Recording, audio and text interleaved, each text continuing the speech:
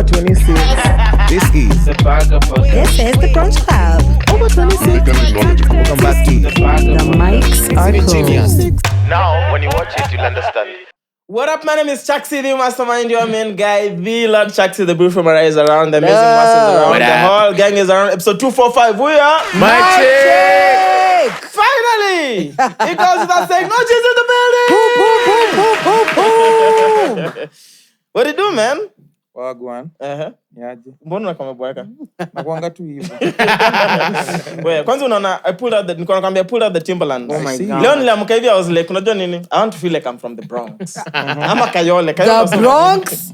Bronx of Timberlands. No, Bronx is in New York, right? Yeah. Sure, okay. Timberland is a New York. Exactly. Yeah, so Okay, it's been time to New York, so you actually on to something. Kwanza Timberlands na shorts. Na hoodie yenye sijui ni bulletproof ama nini but iko. Hapa una dedi bro. Nimefunika tumbo peke. Oh man, I'm so glad you're finally doing this. How are you, sir? God is good. I'm well. And I'm here today. Niko sawa kabisa. Yeah. When is the last time will you sit down to do like even It's been a minute. Yeah. It's been a minute. I think it's been like 2.5 years right now. Yeah. Probably 3. Yeah. But unajua pia umekuwa ukiweka pressure nini. I was not even ready to do this. No. But because me and Chaxy, we go way back, I was like, let's get it done. Oh, bless Yeah, you. we here today. Karibu. Bless you. You know, I was telling them that you put me on so much game and you are like maybe the first people, because nilikuwa tu mgeni Nairobi at time to meet. You're like among the first people who just opened your doors to me. Like I'd pull over kwa Khali any day, anytime. The door was always open. And you put me on so much game, bro. So forever grateful for that, man. So shout out to you, man. Appreciate. It's not there's Zaburu. Yeah. Yeah. I love moneyed Calligraph Jones. I just want to know how commercially successful was hip hop in Kenya at the time when you got in the game? That was probably in 2012, right? I was actually rapping even 2009, back in 2009. But 2012, that's when we started achieving the commercial success. And I'd have to say, we picked it from the ground up, man. It was not making sense. I mean, we had all other guys doing it before, like Likwanakina. Octo was already big. Kaka was popping as well. But they were not doing what I was doing. Like hardcore rapping. Yangu ilikuwa ni ile ya streets. And I think watu wakuwa wameona mtu amesema ametoka Kayole. And proud. Wait, there's no one with him mwenye alikuwa na rap Kayole before. Hakuna before hiyo akukuanga na msi anasema, Buddha, Kayole 1960. And you know, I was coming from Kayole and speaking like this. You understand what I'm saying? Like I'm domo on this side and I'm like, yeah, what up, man, Kayole 1960. Understand? On the stage. But I never, nani alisemanga standing on the stage. Khali's right there. Nah, you guys I feel like I could pull that You guys is tripping. Yeah, but I was standing on business even before, way before. Kayole, na wasa kwa mayona kituka hiyo. And of course, you know, we had to like put in work just to elevate and to get people on board. And after some time, you know, we finally did, and here we are today. Because unajua our favorite, anytime like your name would pop up, all of us standing on the stage. We're seeing on the shit. It's so good. Yeah, OG's still OG. I was on TikTok Jana, and I think we lost a fan as a podcast because he's a bigger fan of Calligraph. Akasema tumemdisrespect. Aje? It was like a long paragraph of you guys, GOs, don't disrespect the OG, we've lost Nini, checkmate by. How? Yeah, because Like probably you guys been talking smack about me. We shared some shit. Yeah, you was talking smack. Yeah, I came across a couple of videos of you guys here yapping about the OG and that shit was... I know the episode. Yeah, it was disrespectful. The one that you texted me, we spoke about it. One time, I don't know if it's about... You said you Shorty was talking smack. Yeah. She was talking smack. Yeah. No, you. I remember it. Oh my God. Nikasema nitakuja hapo, nikasema nitakuja hapo. Sema ni AI. Truly, that was not me. But it was a real question though. Khali, do you speak like this at home? Mi acha nikwambie kitu moja na mimi. Actually, that's what she It was a real question. alikuwa anasema. It was. Baby, you want some spaghetti? Oh my God. I mean, but unajua mimi mse fulani new adapt na environment. Okay. Yeah, you put me anywhere.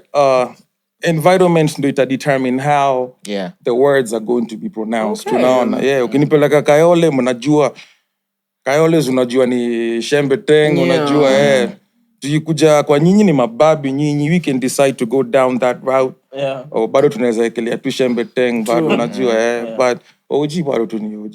Respected. Huyo alikuwa anasema eti ikifika jioni Khali akienda home itanasema imekuwa long day then anaanza kuongea normal. But it was funny. It was funny. I saw that. It was funny. It better have some soup again. I can't even say it, bro. Spaghetti. All right.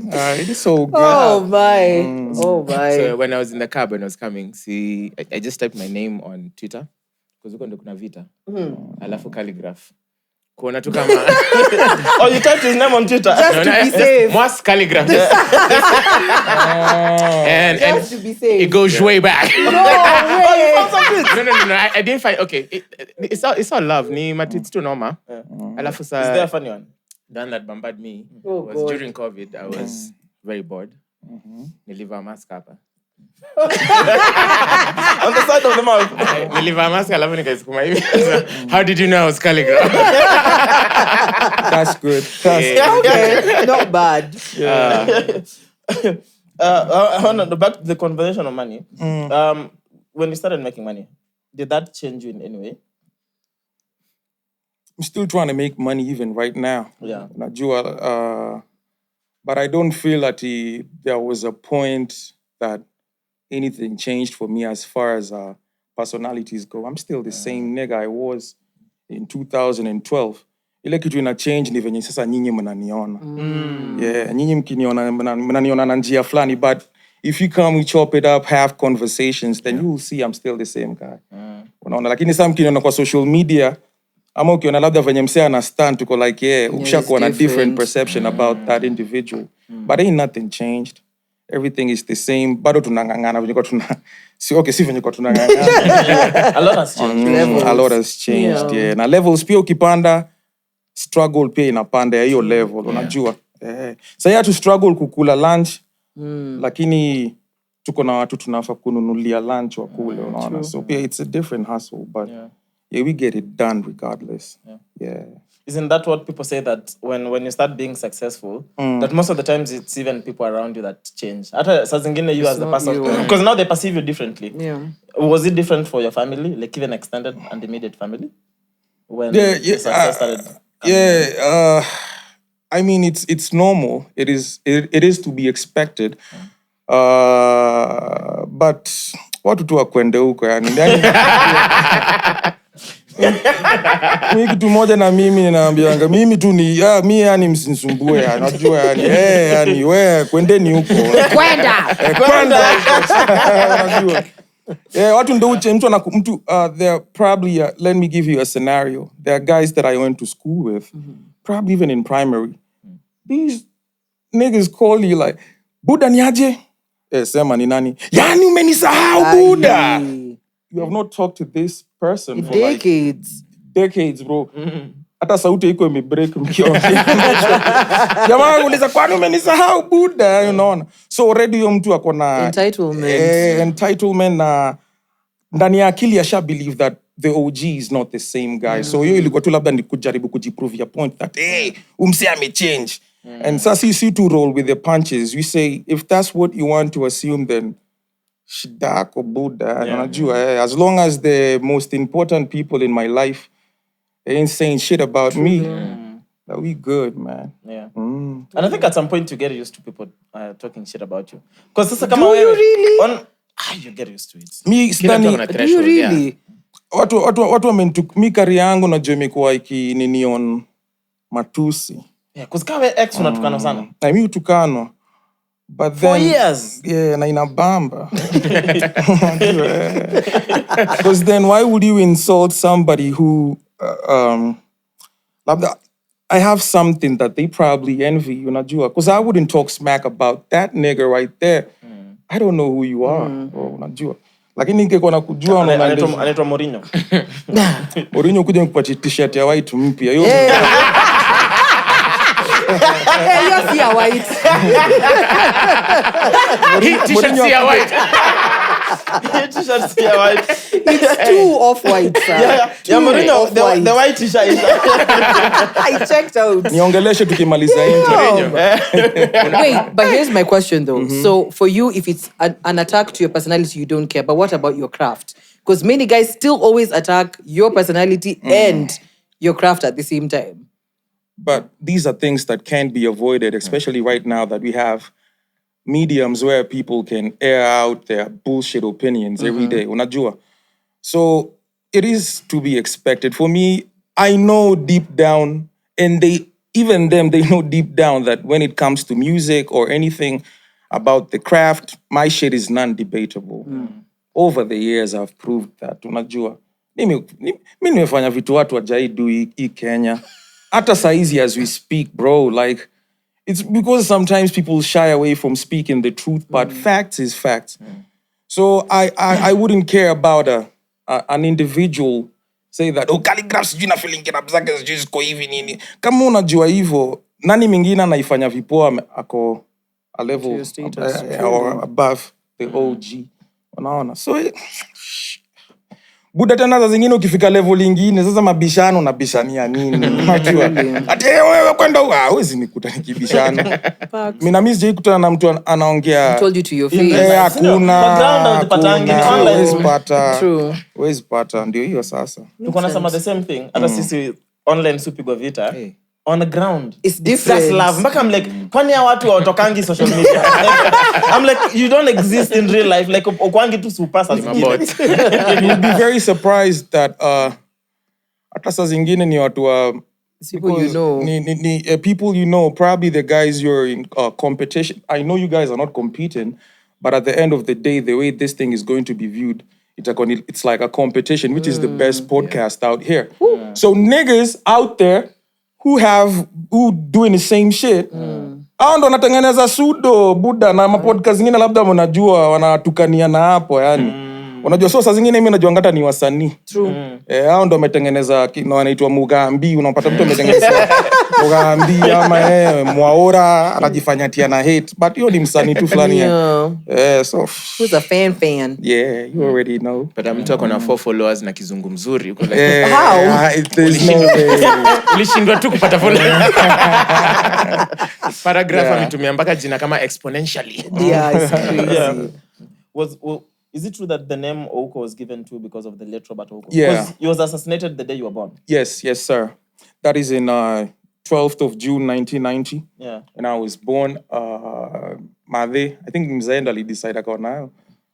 This is going to be a great person, so to meet a brand Robert Ouko Molo. Crazy. Yeah, na hivyo ndo jina sasa ikakuanga tu, lakini ilikuwa tumia huko chini ya maji tukatumia Omolo. Omolo ni ya mzae. Lakini saa my kids ndio wanaitwa Ouko. Oh, your kids use Ouko Nice. now. They use Ouko, yeah. Oh, so Molo is your dad. It's not that it is. Molo ni mzae, yeah. So your mom, you at some point, your mom told you, and it was from Robert Ouko that they named you. No, I knew that from the beginning. Okay. I didn't have to be told. So unajua tu tena sisi ni Wajaluo bwana. Unaambiwa tangu uzaliwa. Unajua umejua huko sababu ya huko. Unajua so ndio hiyo sasa. And how I never hear you talk much about your dad. Alidedi. How then? Lakini si mnasikianga nikiimba Omolo nimetoka Bondo. Yeah, he so much respect for the guy. Taught me everything I know.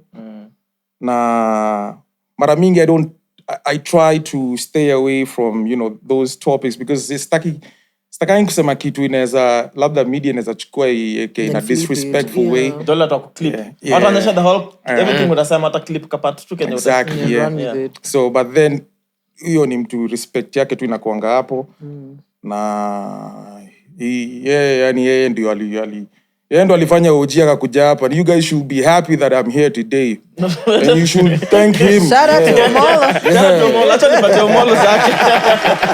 You know, it's because mimi I always thought sasa Omolo is you. I never knew that Omolo was the old man. What is your official government name?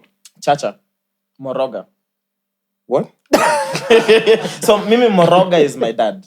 Then Chacha Moroga. Chacha Moroga. I'm Kuria, so Chacha is like Bars, a Kuria nigga. name. Alright. Chandika ba. Na Chacha Jimmy Uroga. Chacha Jimmy Uroga. Nini? Take ojia. My name. Oh, my buzz. Yeah. Your name. 16. Oh, Now that we are rapping. Okay. Sina. So umefreeze. Rap Buddha. Ni rap. Yeah. Ni rap. Twende. Wanasho ni rap ni kama ni CD.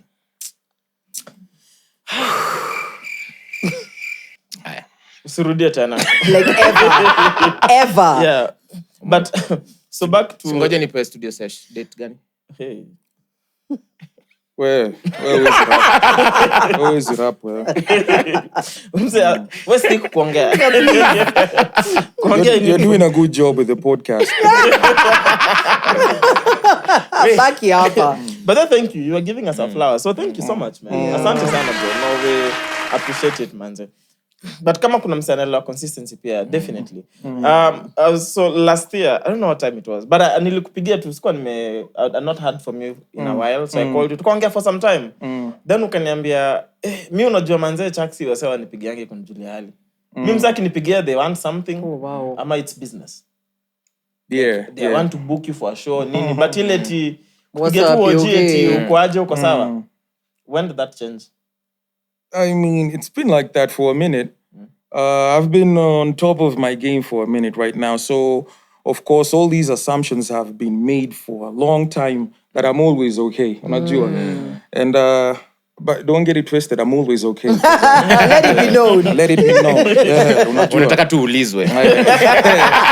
Lakini Chaxy alinikola kinijulia hali. I'm like, hey, this is new. Yeah. Wow.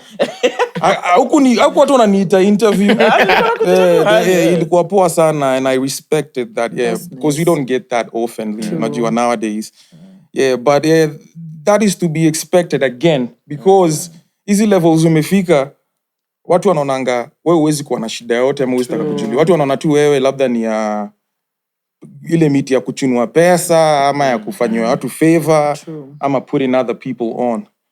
But I mean, to whom much is given, much is expected.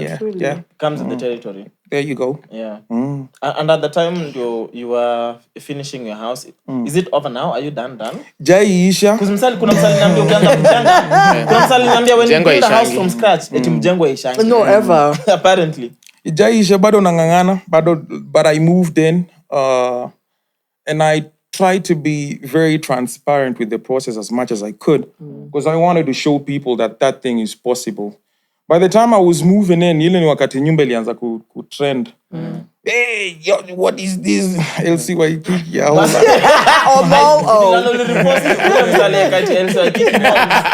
It's some funny shit, man. But Mwass Lita Plaza. Yeah. Baka alikuwa anasema ambio Plaza Womi. Najua niliona vitu mingi sana. Yeah. But I mean, ni process nilikuwa na show ase on it can be done, because I don't think pia watu wamekuwa exposed to such experiences. Sana na watu wa industry yetu pia iko na mambo mingi. So I just wanted to show people that these things are actually possible, and they can be done by people like us. Unaona? So it's far from being done. Lakini bado ile ball tuna ball hapa, kuna mtu ana ball hivyo. Yeah. Kale na mbamba John ongeve nyumba na kusha lakini Mimi ile kitu nataka kujua, nani alipata tenda curtains? Curtains hata tujamaliza kuweka. Tulipatia budget. Tukasema Imepita nyumba. Unapata budget acha anasema Tutaweka sheets. Nini mbaya? Tuliweka bed sheet huko nje. Tuliweka curtain chini, hata tuliweka shears by the way. Juu tumeacha tu hivyo, sasa juu tumesema tutaweka baadaye tukipata pesa. Oh my God. juu kuna side moja yenye ni udaka curtain from juu Mpaka chini. na ni 4 floors. Yeah, 4 floors. Yeah, but yeah, kuset unajua kuset pia unajua I mean for the longest time wasanii tumekuwa despised because I mean we've seen unfortunate events like where we had people who are at the top Of their game. and then the unfortunate happens and watu wako huku mambo kimeumana na nilikuwa na try tu kutoa hiyo perception ya wasanii ati huyu jamaa alikuwa juu tunampatia time huyu jamaa ataisha. Unajua ukishafanya vitu kama hizo kama especially with the crib, that is something that is going to give you like good longevity because people know you mean business. Do you know how many deals nimeweza kusign just because of That House, that that's crib? crazy. Yeah, the respect that I command. Nikiingia area hivi, motherfuckers rely, they're like, yeah, there he goes. That's the OG right there. Love Just that. because of the crib. Unajua? Yeah. So, respect the OGs, nigga. Is it true that that was inspired by one of P Square's houses? Yeah. That's true because I saw online. Lienda Nigeria. Tumetoka, was with my manager, Francis. We were shooting a music video. Shout out to Shirekuli, man. Shirekuli OG. from day We one. pia ni OG sasa. From day one, From day one, man. Pia kona nyumba kubwa sana anatengeneza Vegas. Oh, what? Kona Nice. mansion anatengeneza, anaenda kumaliza, kona do huyo msee.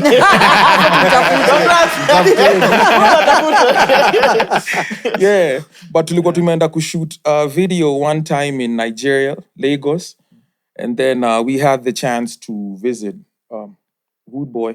He invited us to his crib. And before that, I was not even, nilikuwa nimejiambianga when I get money. This is before hata Sound City. That's before Sound City, yeah. Because I think tulikuwa tunafanya nini ya Coke Studio. Yeah. So before that, my mentality yangu ilikuwanga ni once we get money, probably buy a crib in inaitwaje? Kilimani ama Kileleshwa, because that's where Goals. spaffing, unajua, the goals, metoka Kayole umeingia Kilimani. Lakini sasa venye tulienda kwa nyumba huko, na hii maisha gani wasanii wanaishi huko bana. Na hiyo wakati me I'm already living in I think I was living in Karel? Riara. No, I was not living in ilikuwa Riara.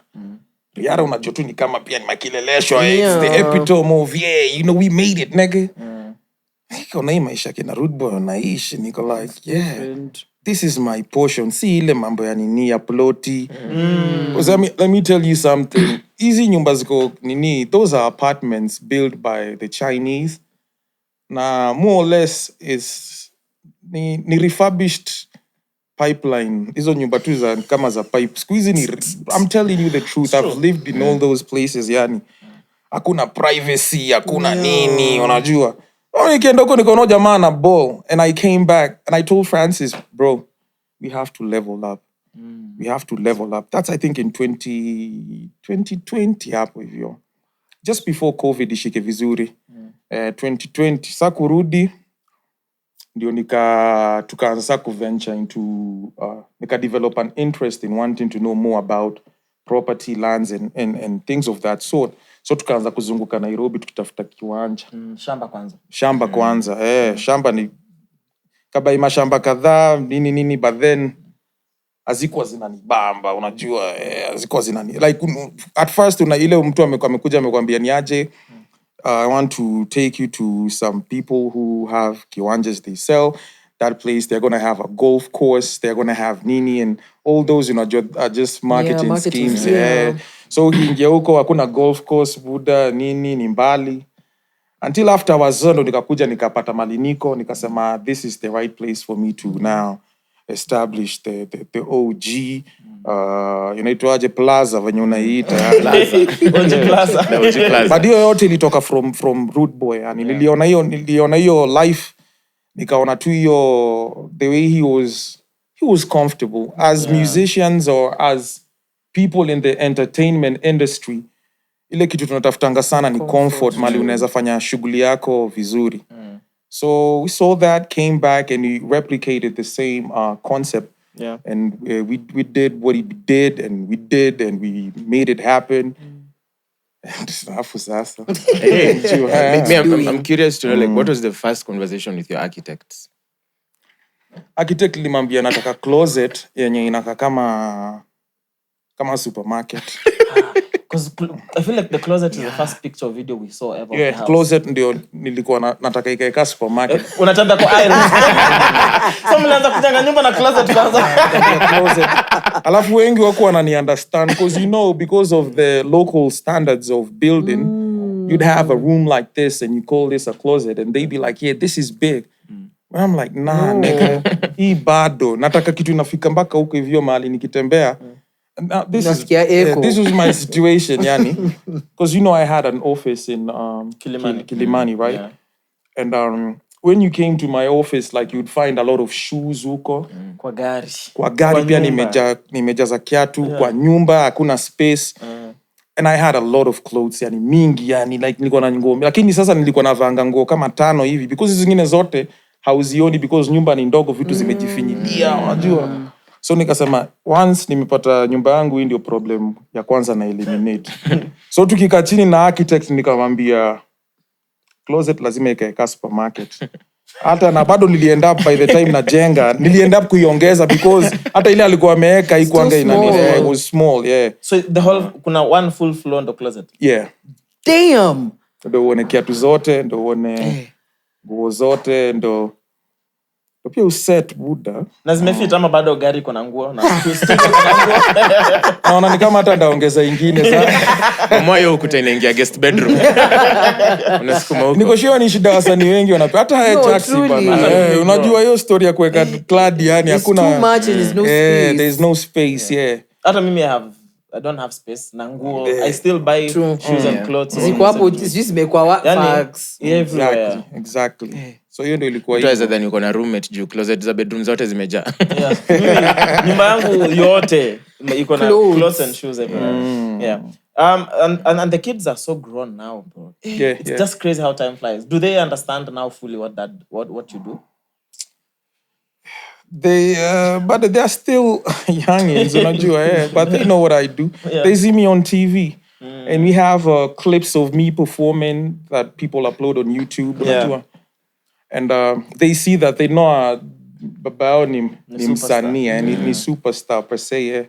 So yeah, they know what he do. And plus I try as much as I can to provide them with a comfortable life, yani ile yenye mimi sikupata. Yeah, so wanaona pia unawaletanga studio pia sometimes, like you take them to studio. And I used to take them to the studio that I had in Kilimani, but now because I have a studio in the crib, so right now wako tu hapo sasa, unaona how they know what's going down. Yeah. Are they already expressing interest in music, just seeing around the studio all the time? Yeah. Kiasi yake, but then I don't want to what to call it, like I want them now to be doing music because I'm doing music. Yeah, they're going to make that decision themselves when they get to that age where they can decide for themselves. Yeah. What would you say is the one unexpected thing you learned the hard way about fatherhood? Hizi maswali za fatherhood mnaniuliza. Hey! Deep down mko na mambo zenyu fulani mnataka kuniuliza. Lakini hakuna mambo tunanini, unajua. Tutauliza. Mimi siogopi. Deep down. Bas. Yeah, but of course it's a process that I get to enjoy, and we never have the blueprint for this.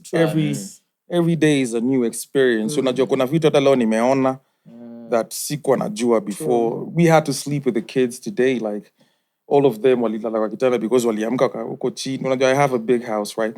Kaamka mmoja ameamka ameanza kulia nini. This is like I just come to I have 12 by nini kitanda. Wela leni hapo yani. Familia yote nitoka kwa kitanda. Kitanda moja. Kitanda kama hiyo kibao unapewa title deed. So it's a proper experience. Yeah. Tukibaya kitanda unapata title deed. That is crazy. Yeah. What else is huge in that house? So the bed now. So come on. 12. Closet in one floor. Kitanda 12 by 12. Kitanda iliwekwa ndio ukuta ikajengwa. Actually kitanda ilijengewa hapo ndani. Hapo ndani. Alafu mattress ukaenda custom made as well. Mattress tulifanya custom, tulienda nini tukapimanisha. Pole tu ya. I was joking. So ni koteka. That is wild.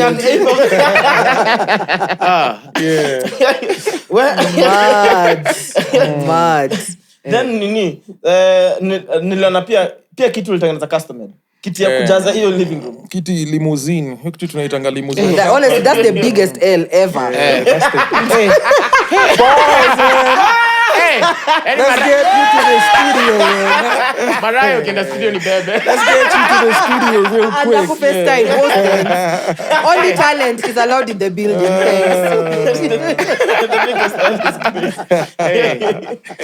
Yeah. What else is humongous in that house? I don't, to me, kwangu tu ni standard size because maybe I'm used to it. But nikita wageni hao ndo watasema waone kama Ndio wanashangaa. But it's just normal yani. Inafaa ukitravel sana, so tunaenda kena road boat tukapata vitu kubwa zaidi huko.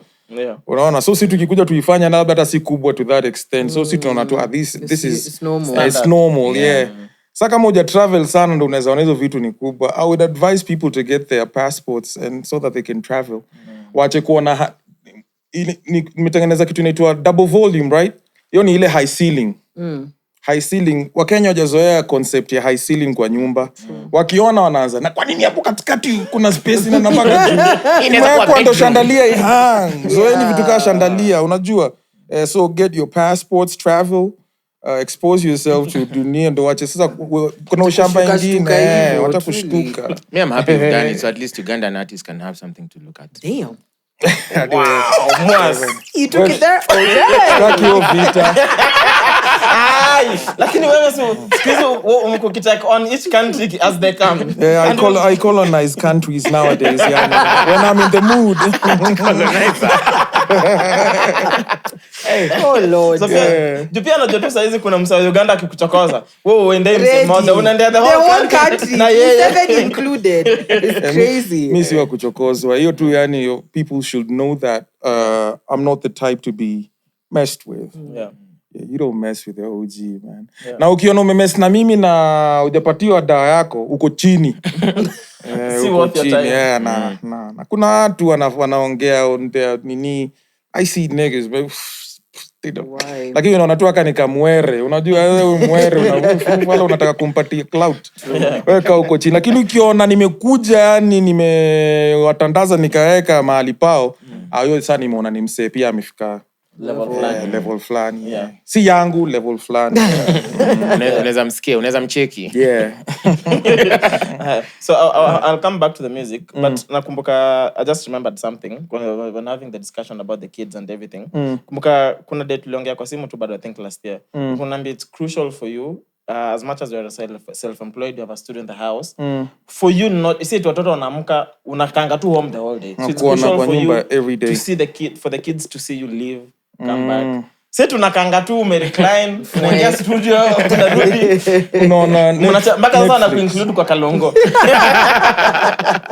And I mean it's good to spend time with your kids. Yeah. And even the family, your wife or whoever. Yeah. Lakini lazima pia utengeneze timetable yenye hata itafanya family ku respect more. See, I've never believed in sleeping in the house the whole day because me ni msanii, I'm not supposed to go anywhere unless I'm called for a gig.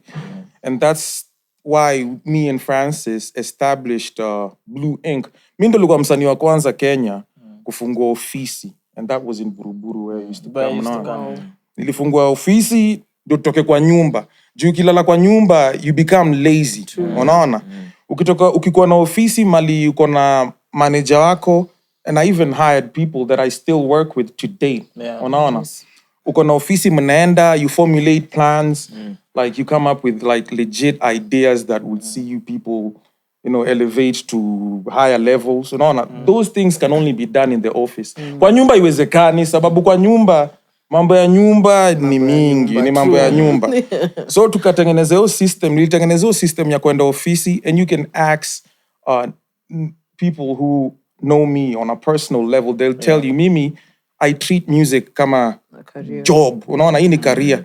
Natoka kwa nyumba. Sasa siku hizi labda sitokangi because nilifunga ofisi ndo nimalize. Nilikuwa namaliza kujenga hao. Plus you have your studio now. I have my studio there, but even still lazima ofisi ikue. Unaona? Juu already kuna ofisi ingine na set up in Karen. Unaona? So lazima kuwe na system ya kutoka kwa keja. Unaenda job. Narudi jioni. Unakuwa dad sasa. Unakuwa dad, watoto wanakufurahia wakiona daddy is here. Unakimbia unawabeba, umanunulia Oreo ama nini umaletea Ringo.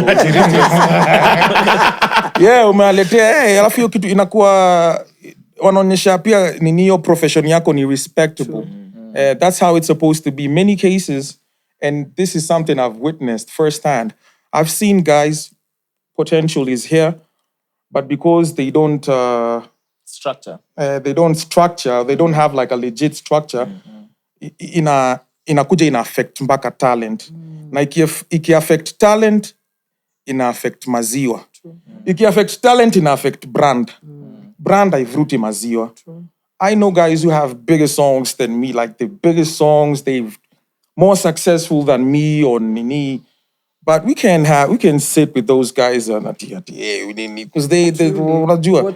Yeah. So hiyo ndo kitu yuanga enough. Watu wachukulii kitu kama like a job, like an actual job that deserves structure and very important, discipline. very very important. Kama by the way kama msanii anaona, chukulia kitu kama mboka. Sana msanii mwenye ako you're popping right now, you got your music, nini tengeneza ka ofisi mali utatoka kwa nyumba, usishinde kwa how the whole day. Unacheza PS au una nini? Hata fadhali kupeleke PS kwa ofisi. Endo ucheze PS kwa ofisi. Nilikuwa nikuja Bururi nilikuwa nacheza PS. Ulikuwa unacheza PS kwa PS kwa ofisi. Hata some of the brands we are working with kuna ile champagne na you know the guys walikuwa wakikuja they come to the office not to the house. To the house, wanaleta match kudiscuss biashara ilikuwa na every day. Professionalism is key. But PS ilikuwa tu mse alikuwa anacheza Mortal Kombat the whole Every day. Asipigiki by the way. Unapiga kila mtu aliyosema Mortal Kombat siwezi pigika hiyo. sio ongo that's all Khali alikuwa anacheza. But also you have a lot of interest in combat sports. Unajua boxing, UFC. Yeah. Cause nakumbuka kuna time hata nilikuwa nakuja unasema umse ako in studio late mpaka wana UFC. Juu hizo games kwa late juu ya time difference ya US. True. Akina Usman, I see you post akina Usman all the time. Yeah, Akina Israel. They know me, man. You guys chat? Yeah, bro. Damn! They know me. That's why I told you guys today, you should be happy I'm here. I have graced you with my presence. What do you mean, man? Please. Wala Masai wa airport. Please. What's that thing called? Let's do 6 degrees of separation. At you're 6 people away from anyone in the world. Yeah. You know? 6 degrees of separation. Yeah. And hiyo. Kitu kama hiyo. So si na Usman ni maboy sasa. Na kina Usman. But even locally, I see you support a lot of boxers. Yeah. Ilikuwa bodybuilding Bodybuilding competitions, yeah. I try to take part, not to compete because I don't have the body to that display on stage in a 6-pack. But Nikunaona umenaona. Sai nimenaona lakini sai niko nikikuja hapa. Leo nikikuja umeniuliza nataka nikakwambia nataka nini? Kuniambia juice na maji. Juice. Apple. No, I said apple fruit and water. Sai niko fasting mbaya sana and I've been doing it for like 10 days right now. Straight. 10 days straight. Yeah, I'm trying to get my body Audition. back, man. I'm trying to get my body back. Intermittent. Oh. You know that's crazy because when I called Khali maybe 2 weeks ago to pange because tulikuwa tumelewana when Khali Cartel 5 drops we can work something out. Yeah. And also you will kumechukua a break. Yeah. So Khali aliniambia okay so fanya hivi give me a few days I need to get in shape. I saw like kana za miss PG interview with Nakasa. Yeah. And for real. And I've already lost like 10 kgs. Yeah. In 10 days. In 15 days. Hey. But mostly ni water weight. Okay. Mostly inatoka ni water weight and then sasa ndo unaanza kudig kwa fats and whatever. I do this a lot of times because meaning say I gain weight rapidly. Okay. Unaona? But then sasa pia najuanga wakati ikifika ni kukata yani kiroma unakata ukibidi ni kukula you only eat once na unakula apple ama nini. Once you may stabilize then now you can just resume back to normal life. So unaweza dishi apple moja na spit buzz utukane mtu. Na naweza kula apple moja. Asubuhi nimeenda gym, nimetrain. Sijakula kitu leo bado. Na jioni bado nitaenda gym. Uzuri kwa na gym kwa hao. Na bado naweza rap, na bado naweza ongea hapa na bado hata nyi wote mkishikana mniwezi.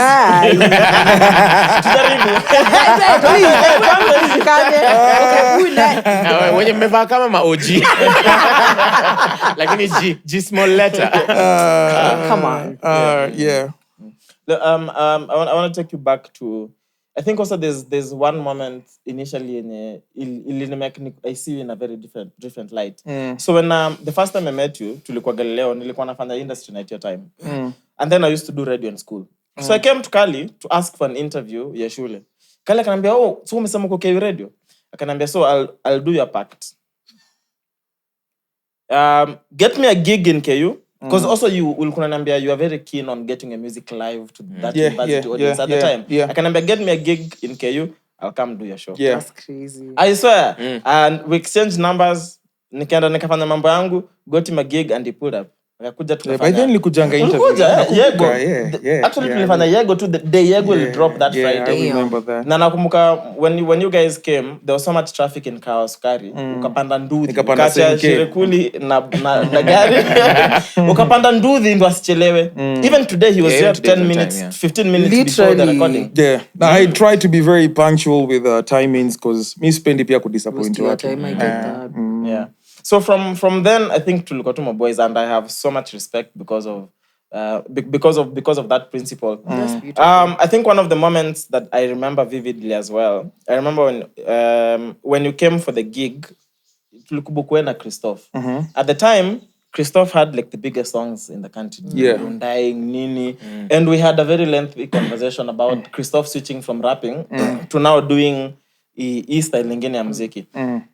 A few months in, the next time you came again to KU for a different gig, at that time, you were one of the biggest artists already. Na nakumbuka hiyo day tulitoka studio, we went to support Wakadinali. Yeah. It was their first industry night. Do you remember that conversation with Kristoff? You're switching.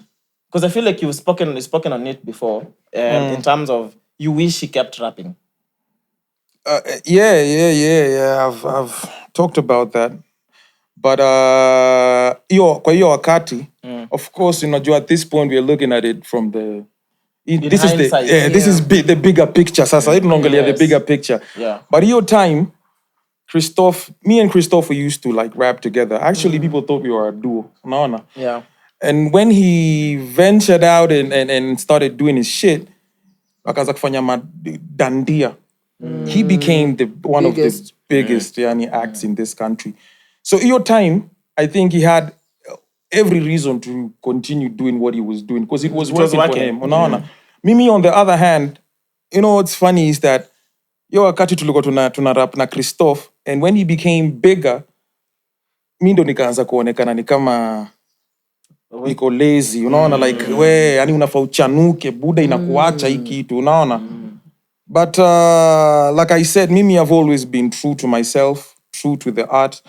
I came in this game to rap, bro. And at that time, from the beginning, I always had this belief that nobody is better than me when it comes to rapping. Na nikiacha kurap, watu wanoma wataacha kutokea. Sijui ina make sense. Ina make sense. Nikiacha kurap cause hiyo time na hiyo kumbuka tukianza interview nilikwambia watu wako wameiona mseka mimi. Na sasa ningefika katikati alafu ni switch up because what the kind of music Kristoff was doing was what was selling at that point. Then I'd be a sellout.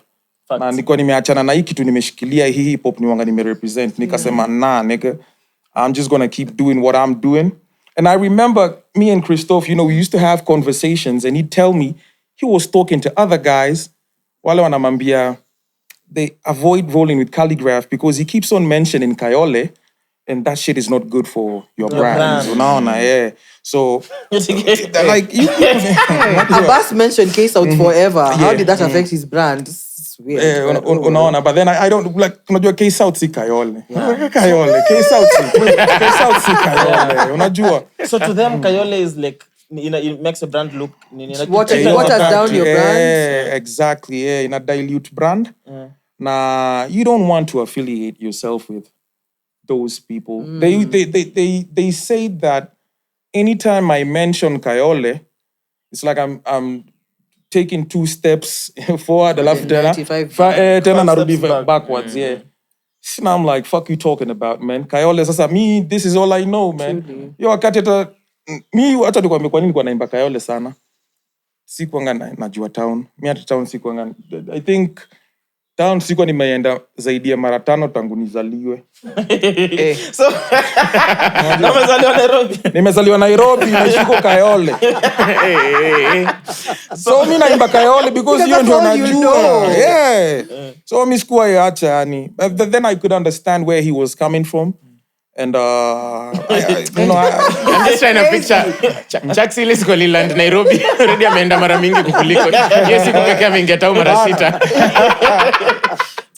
Nilianza kuenda tao wakati nilikuwa I think wakati nilipata then I was a bouncer for a minute, unajua. Nilikuwa na bounce out. Nilianza kwenda tao in a club. Nilikuwa nafanya club fulani inaitwa Reminisce pale Wilson Airport ya Wasapere. Hapo ndo nilikuwa nafanyanga bounce. I did that for like a year or 2. After that nikaenda Skylux ikianza. Skylux unakumbuka Skylux? Damn, wait, which year is this? This is 20 from nilianza 2009 when I was in high school.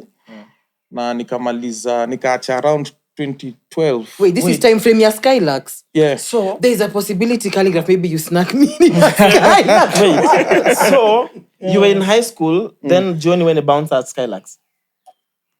Damn. Nilikuwa before hiyo Skylux haiko imefunguliwa hiyo time. So hiyo time nilikuwa nafanya Reminisce hapo nini. And this is Airport, you in high school? Yeah, in high school, yeah. Damn, and how much would they pay you? Ilikuwa ni 600 per night. I used to do it. I used to go in a week I'd go for like 3 days. So that's Thursday, Friday na Saturday. Those are the busy nights. Yeah. But nilikuwa kijana, nilikuwa mtoi.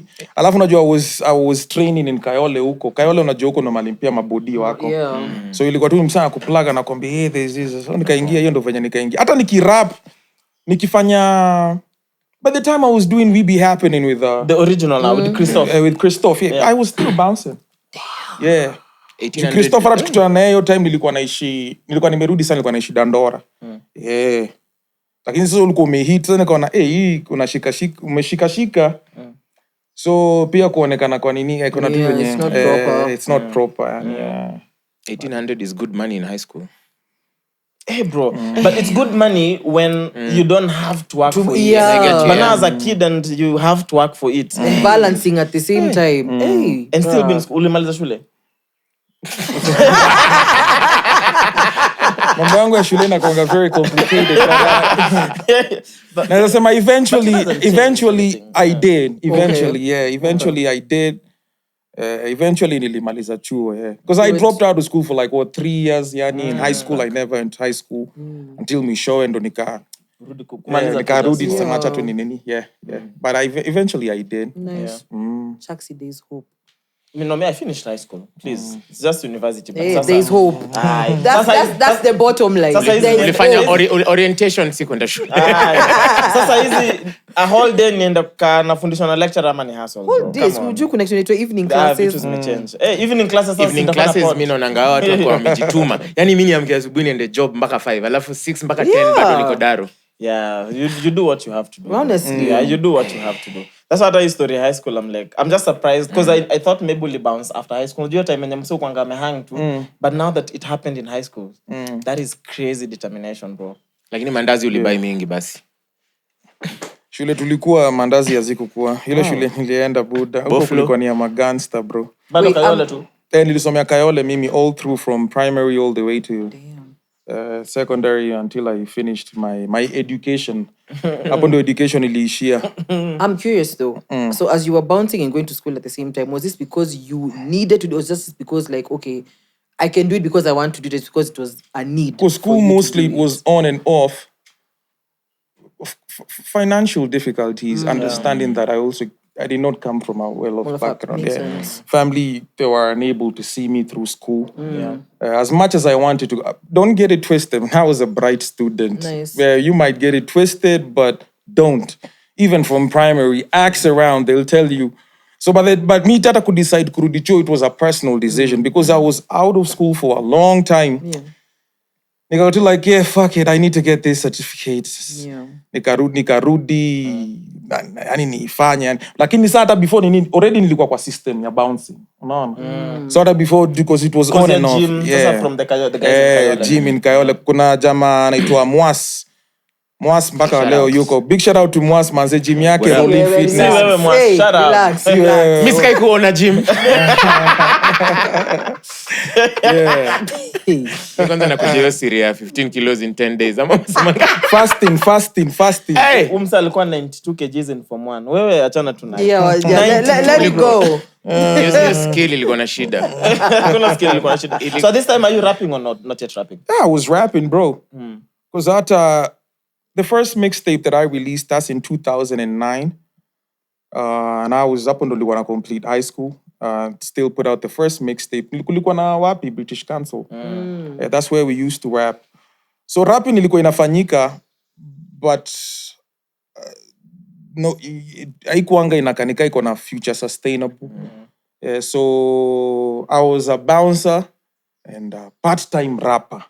See, just see at a rapper and a part-time bouncer. Yeah, until music started opening up and giving me opportunities. That's when I was like, okay, cool. Now I can finally decide to pick this as a career. Yeah. But me nilikuwa najuanga tu story. Alikuwa anaitwa Onyi. Mtaulize Onyi ni nani? Oji ndo alikuwa huyo msee. So being that you are already a bright student and you're a very talented rapper, is it thoughts zili cross your mind? Unajua hizo doctor, engineer, lawyer, whatever. At any point. Yeah, when I was in primary school, and then you get to high school and you smell the coffee life, and then you see, okay, shit, hiki tu see venye tu mambo ilikuwa unafikiria. Because I really wanted to go to high school even after primary school. And nilikuwa napenda chuo, napenda hata mpaka to date I still napenda kusoma. Unaona, but hizo mambo ukishaingia hapo high school washaona mambo venye zinaenda, hii kusoma pia haiambatani na itakupeleka Nairobi University. Unaanza kujiambia tu sasa mimi ni mtu wa Kayole, sasa unakubali tu like mimi ni mtu wa Kayole. Naona unakubali tu. Unajua. Circumstances. So at this time, I'm curious, do you already have a dream of you wanna make money and just live Kayole, or you're just comfortable na Kayole at this time? I don't think dreams zetu zilikuwa zinaenda. Yani dream yetu ilikuwa tu ni ya kesho tunakula nini, unajua? Kuanga tuna hizo big dreams where, you know, in 10 years from now I see myself being the biggest rapper in Africa. We never had those dreams. Yeah. Sisi sasa utakuwaje hiyo dream na kesho hakuna kiroma buda. Hiyo dream ya kesho manzi tukiweza kupika mchele tuweke ile unajua mchele mkara angole imekuwa nyama ndani. Yani kesho tukifuata hiyo we have been big hiyo haikuanga kwa nini yetu Yeah.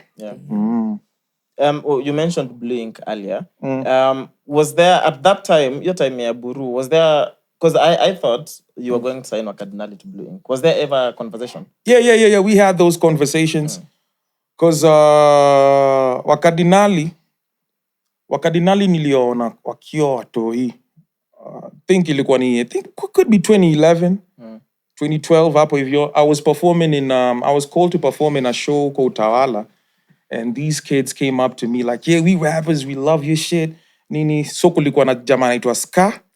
Na Domani was not even there. Kulikuwa na jamaa mwingine anaitwa Okeno Mkadinali. Unaona? So I'm like, yeah, you guys can rap? Okay, cool. Have that guy who's organizing this gig, let him give you a chance to perform before me. Nini, and them guys was on stage and they killed it. From hapo ndo nikatuka establish a relationship. Unaona, kuna friendship ikatokea from hiyo. So, mi na Wakadinali from hiyo ndo nikajua, because I knew Ska and Okeno. Then I later came to find out about Domani, yeah. Unaona. I knew Sua lakini alikuwa ananipiganga picha. Alikuwa mtu wa visuals. Alikuwa mtu wa Sua visuals, slim visuals, exactly, yeah. But after hiyo kuna beat flani Motif alikuwa amenitengenezea. Nikawapatia. Alafu and then I introduced them to Ernest. Nikawapeleka kwa Ernest. Nikaambia Ernest kuna mavijana flani hapa. Asi ni wanoma kurap, wanoma sana. Nikawapeleka nikaambia record wase hawana do. Record nini. I think that there's a song they recorded, if I'm not wrong, they never released, ilikuwa inaitwa Gini Wasekao. Yeah, hapo sana mimi nikawaacha kwa mkono ya Ernest, nikasema because Ernest pia ni family. But in between bado tulikuwa tuna work too. That's when even afterwards nikafanya the Khali Cartel, not Khali Cartel but Khali Presents Cypher. Yeah. Wakadinali wakienda kuperform Galileo. Nini? Mi ndo nilikuanga fan na simama hapo mbele yao. Nobody was there. Nobody knew those yani yet. Mi nilikuanga nimesha dig hiyo art yao, skill yao. Ska anajua. Lakini sasa unajua siku hizi pia venye mambo iko. Ni why nasemanga acha vijana wa shine venye wana shine. If I come out today and I start showing love to, I say, you know what, Wakadinali, those are like the best rappers right now. Watu wengine unasema hivyo juu amekushinda saa hii. Unajua like kuna hiyo energy ya una try to ride na hiyo wave yao. Nigga, what do you I am the wave. They have no idea, bro. Bro, mimi nimekuwa hapo sasa zile nyinyi hata mko yani. Uliza kina Dos. Unajua? But then nikikaa chini sasa nikiwaangalia, they have the biggest movement on ground size. No doubt about that. Wao ulikuwa tukikuja chuo kufanya hiyo interview nimekumbuka. Siska alikuanga KU. Sasa let me tell you. Sasa Ska alikuwa KU. Ska na mimi tulikuwa classmates. Moja. So mimi najua Ska like as classmates. Nini glass ni whiskey sijui nini. Najua kwenda class ni risky, especially kama umepiga glass ya whiskey. How long ago? Na madrag kwa system na kitu napandanga ni mabras na G-string. Bro. How long ago was that? Bro, that is hizo days. So nikiona hata saa hiyo unajua sijui. I mean, nigga, I was there from the beginning. Nigga, shut the fuck up. Unaona yani, Inafaa kwa drop up. So nikatio pacha, nigga, shut the fuck up. Niongeza kwa drops. Na feel ndaipata saa mingi, lakini mtana kwa nakuja kwa ipoda kwa ngashiri nasema tu nigga, shut the fuck up. Yeah. But unajua, it's interesting unasema hivyo, because you'll go online, like now, someone akujui, no idea, akoso entitled over such an opinion, they have no idea where you and Wakadinali come from. Zero context, bro. But they'll be the loudest online. Inakuanga tu hivyo yani. Na tena my experience in the game, like the amount of time I've been in this industry, like nimelearn tu yani kujua that's how it's going to be. Unajua these guys who keep on yapping those kind of sentiments, that's just how it's going to be yani.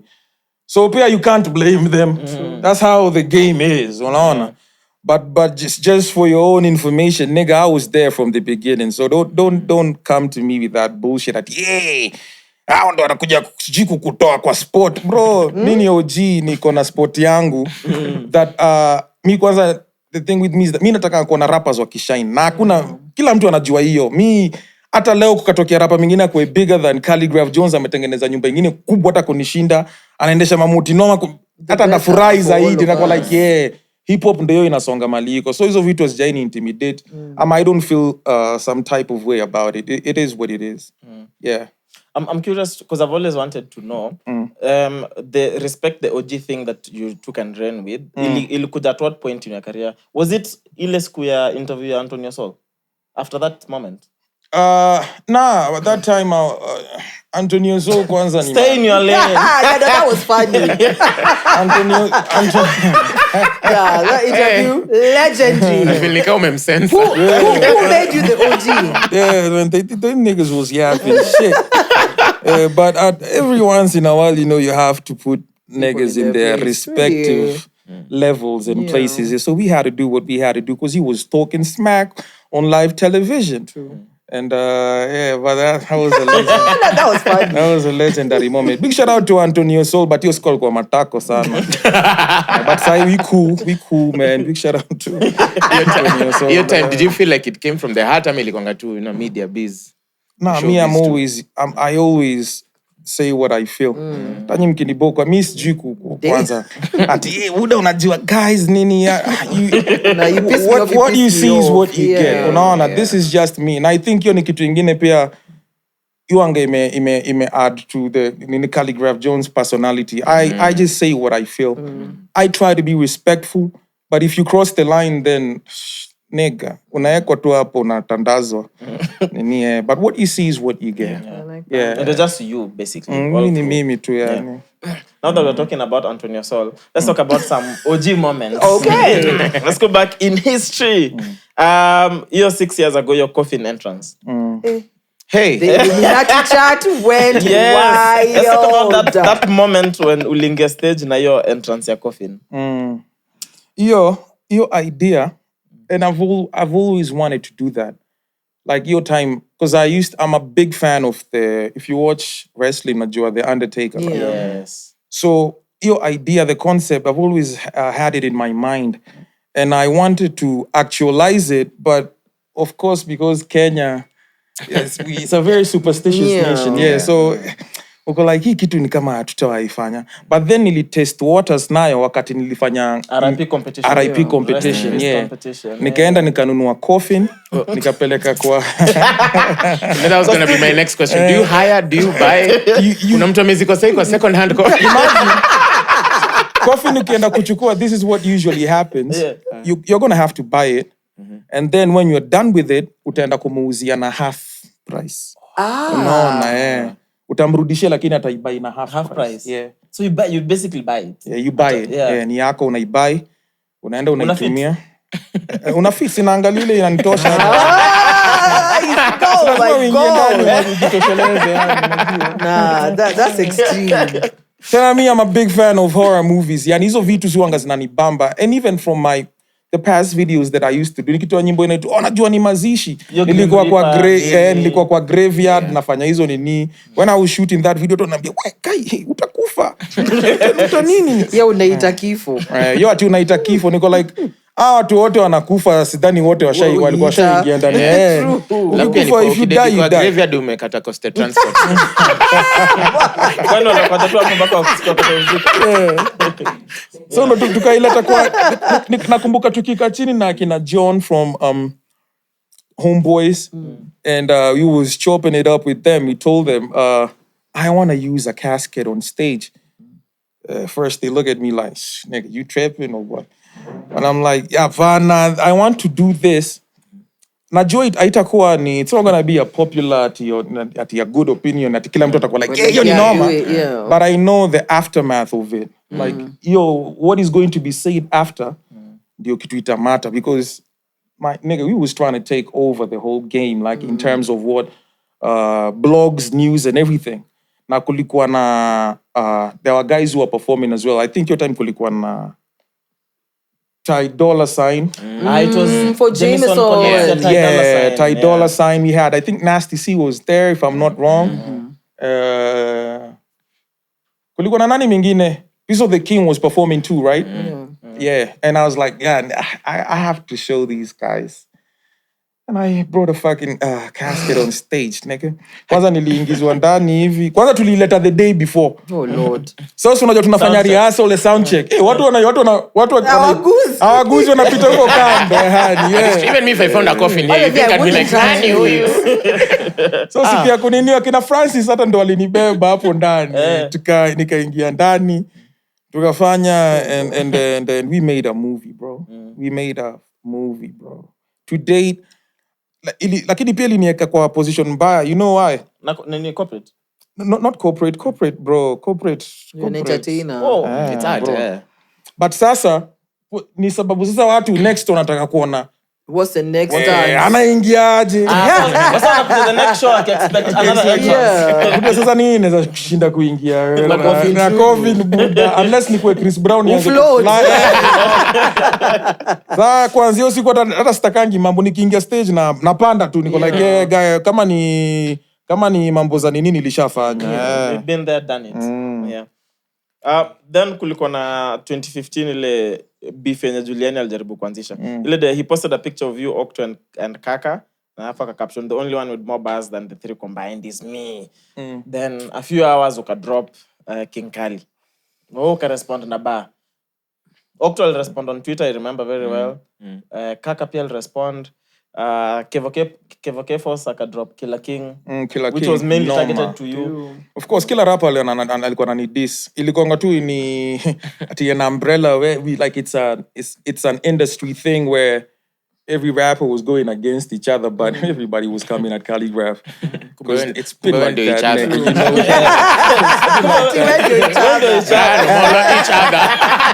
Unajua, alafu anaangalia nani ata respond. Me, I was very quick with it. Anytime we'd had a scuffle, online scuffle, I don't know how to yap at I don't know how to type. Nigga, arrest ni aje uko kwa studio. Weka beat na kuja hapo. Fika hapo na rap yani. So actually, mimi ndo nilianzisha hiyo venye nilitoa hiyo nini? Hiyo ndo King Khali ilikuwa ni diss track number 2. Nilifanya diss track number 1 yenye ilikuwa tu bado ni ya kuchangamsha mboge kama guys warning shots too. Warning shots, exactly. And just to get unajua kuruffle feathers za mboge unajua. Nikaona niggas wako like nini nani akatokea akafanya yake. Because hiyo time tulikuwa tunaenda mimi, Juliani na Kaka. Octopizzo was never gonna do a diss track. So Juliani akatoa yake. Lakini yake ilikuwa chini, bro. I remember. I can't say that because I don't. Nasema tu kweli. Sasa mimi nilikuwa nimeweka ile ya kwanza ilikuwa nataka kutrigger wasema in the studio record kitu alafu sasa mimi niingie. Nifanye sasa ile kitu nafanyanga. Na hapo sasa nikatoa King Khali. By the time nilikuwa natoa King Khali, Juliana aliingia akatoa diss track fulani akisema alisema line fulani. Hiyo gospel. Hiyo ngoma. Ilikuwa ni gospel lakini diss track. Alisema kitu kuna line fulani alisema ati sijui ona shindanga kwa estate alisema mimi yani sijui ninajifanya international na mimi shinda kwa estate. Kala line fulani tuka ufala lakini kaliniuma. Kalikupata kwa estate. Nikampigia nikasema sasa ukamcall. Tulikuwa tunaongea hata ikuanga ati ni so nikamwambia sasa nataka kutoa sasa distract yako sasa. Ni jamaa kanambia buda tulia sasa hii. Haikuwa ifike hapo acha iende. Nikaona because me is a sport. Rapping to me is a sport. Especially that time everybody could get it, unajua. And I was always ready because mimi nilitokea from hiyo nini ya kubattle. I'm a battle rapper before before a musician, unaona. So niliingia nikibattle. So anytime ningepata chance ya nigga, you wanna go at it? Bro. Let's go. Let's get this money, nigga. Yeah, and we used to do what we do. And but alisema iende chini. Kaka, I think alifanya yake. Killer King ilikuwa kali sana. Bro, Kevo Kefos. Now, another thing is Kevo Kefos. Nakonga nimemwekanga yani. Yeah, he's dope. Juu kabisa. Top 3 in my book, yani of list of rappers, best rappers. Who's the other two? Abbas has to be there. Kefos. Kantai? Force.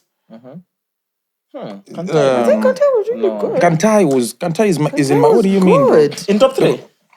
I put him in mine. Top 3, bro. Maybe wametie na number 3. And then let's say maybe Close just tie. penangi kupatiana ati top 3. Yeah. Nataka tu kupatiana like a list of A rappers list, that I okay. respect. Unaona, so Kantai, Kevo K-Force, Abbas. now Abbas ni number 1. Undisputed, yeah. Kuna Chihuahua, kuna Vigeti, kuna Ska. Unaona, kuna Ska. Kovu. Kuna Ska now to me, bro, yo ni jamaa nakonga nimemrate yani juu sana, unaona. Then kuna Shinsky. Shout out. Shinsky he's one of those guys that if he decides to bring it, He does. he does, man. And anytime tunakuanga na Shin tuko kwa studio na feeling hiyo energy I want to be the best rapper. Unajua, I don't get that feeling with many rappers other that I rappers. share the studio with. But nikiwa na Shin ananipatia hiyo nini, and I believe he gets the same from me. So that's why we always chop it up over the phone. Ananipigianga Khali nini so niwanga nimemwekanga kwa hiyo level pia, unaona. Who else? Let me see who else you like. Kuna Kuna jamaa fulani alipotea mwenye ulikuwa unamrate sana. What was the name of this guy? Alikuwa bado ana record I think na kina Res. Alikuwa na rap na kizungu. Unique. No, si Unique. Alikuwa tu youngin. Alikuwa na rap na kizungu. Hayes. Young Hayes. Yeah. One Ulikuwa memrate sana sana. Hata sahi ni memrate sana. But I guess life, unajua life ina nini. He didn't like naambia ku maximize yani your potential yake. So I think he's back to doing music right now. We actually have a song with there's a guy called Ace the Don. Hey, shout out to Ace. Ace the Don. Ace the Don with the Denis. Yeah. Unajua kitambo tukiimba na Ace and we used to pop up, people will think mimi ndio sauti yangu ndio ya Ace because I'm a big guy na sauti yangu sinanga bass yo kubwa kama ya nini kama ya Ace. Ace is a light-skinned dude. Yeah, he's a light-skinned dude who so tukipula hapo watu walikuwa nafikiria Ace ni mimi na wewe ndio Ace. Na mimi ndio Ace, yeah. But Ace is definitely there. For kina Ace Ecstatic, unajua. Timmy Blanco has Blanco, you don't even know yani hata niko hey bro. The list can go on. It can go on, yeah. But Abbas number 1 above everybody. Caterpillar in your list as well. Caterpillar ako in my list, but Caterpillar niko na shida na yeye. So much skill. Actually, if you ask me in my opinion, as far as rapping goes, sidhani kuna jamaa Kenya anaweza rap kuliko Caterpillar. Lakini mchezo ndio mingi. Caterpillar you are lazy. The same thing. Caterpillar ukiona interview you are lazy, una waste potential na umenikasirisha by the nipigie simu. Uko na talent. Kama kuna jamaa nakonga nimeaminia as far as skills go, ni Caterpillar, lakini laziness. Very lazy, bro. A very lazy guy with all those skills. Hii amewapatia ruhusa. Hii kateni hapa, kateni. No, it's true though. Hata si the first time anasema. Because hata si kulikuwa na there's the competition you did with Bro, Caterpillar won 1 million. 1 mil, yeah. Si We gave that kid 1 million. Ordinary. 1 million. Mimi sikuwa iguza 1 million mpaka nikuwe karibu miaka 30 buda. Jamaa alipata 1 million kama bado ni upcoming. We gathee ongeza maji hapa by the imagine. Usikwe lazy. Usikwe maji hapo. But is the apple here? Is the apple here? Simumoshe mlete tu. Nini? No, wait, before we move on from that, you, as we're talking about rap beef, do you feel like that's still relevant, especially in the East African scene? It is to some level, if we can keep it on wax, like music. But unajua saizi dynamics zimechange sana compared to venye vitu zilikuwa before. So there is an angle you have to attack it from. Unajua. Because saizi social media Niggas is sensitive. Yeah, niggas is too sensitive, man. Guys is too fanya tu Khali Cartel if you naeka, people take offense. Kwa nini kunieka? I thought I was your friend. Watu wamaza kutoa like man, the industry is full of bitch ass niggas, unajua. Yeah, especially rappers right now. Rappers in this generation, most of them yani they are too sensitive, too soft. So I would say lazima ukuje nayo in a different angle, yani. So ina work, but pia inaweza kosa kuwork, yani. You don't need it as much as you needed it back in the days. Unajua, yeah, exactly. Do you think you'd have more success if kama iko orchestrated both teams inaongea? Vile umesema wewe ulikuwa unaongea na Juliani bado mkinini. Then in the first stages, you can have these back and forth, unajua conversations. So I'm gonna do this nini. But kuna watu wanaitwa fans.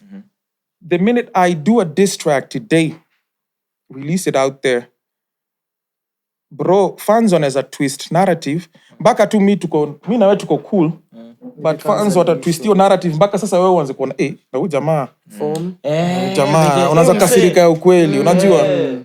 So unapata hata mara mingi wakati thank you Chaxy bro. Gota Buddha. Don't be lazy. You don't be lazy. So da kuna tumia kila mahali. Always. Yeah. Unasema? Unasema fans wanaweza twist kitu that unafind hata labda mimi na probably a person that I was beefing with or a person that I'm beefing with, it's not even that serious. Lakini because fans don't wanasukuma narratives, unapata if the other individual probably takes matters into heart. So inaanza kukua ina change tu hiyo mood yani. So amwezi hata niko sure Drake akianza nini na Kendrick. Alikuwa anafanya diss tracks back to back hiyo wakati kabla Kendrick respond. Alikuwa actually anampoka. Unaona? Literally, And finally when shit hits the fan, unajua.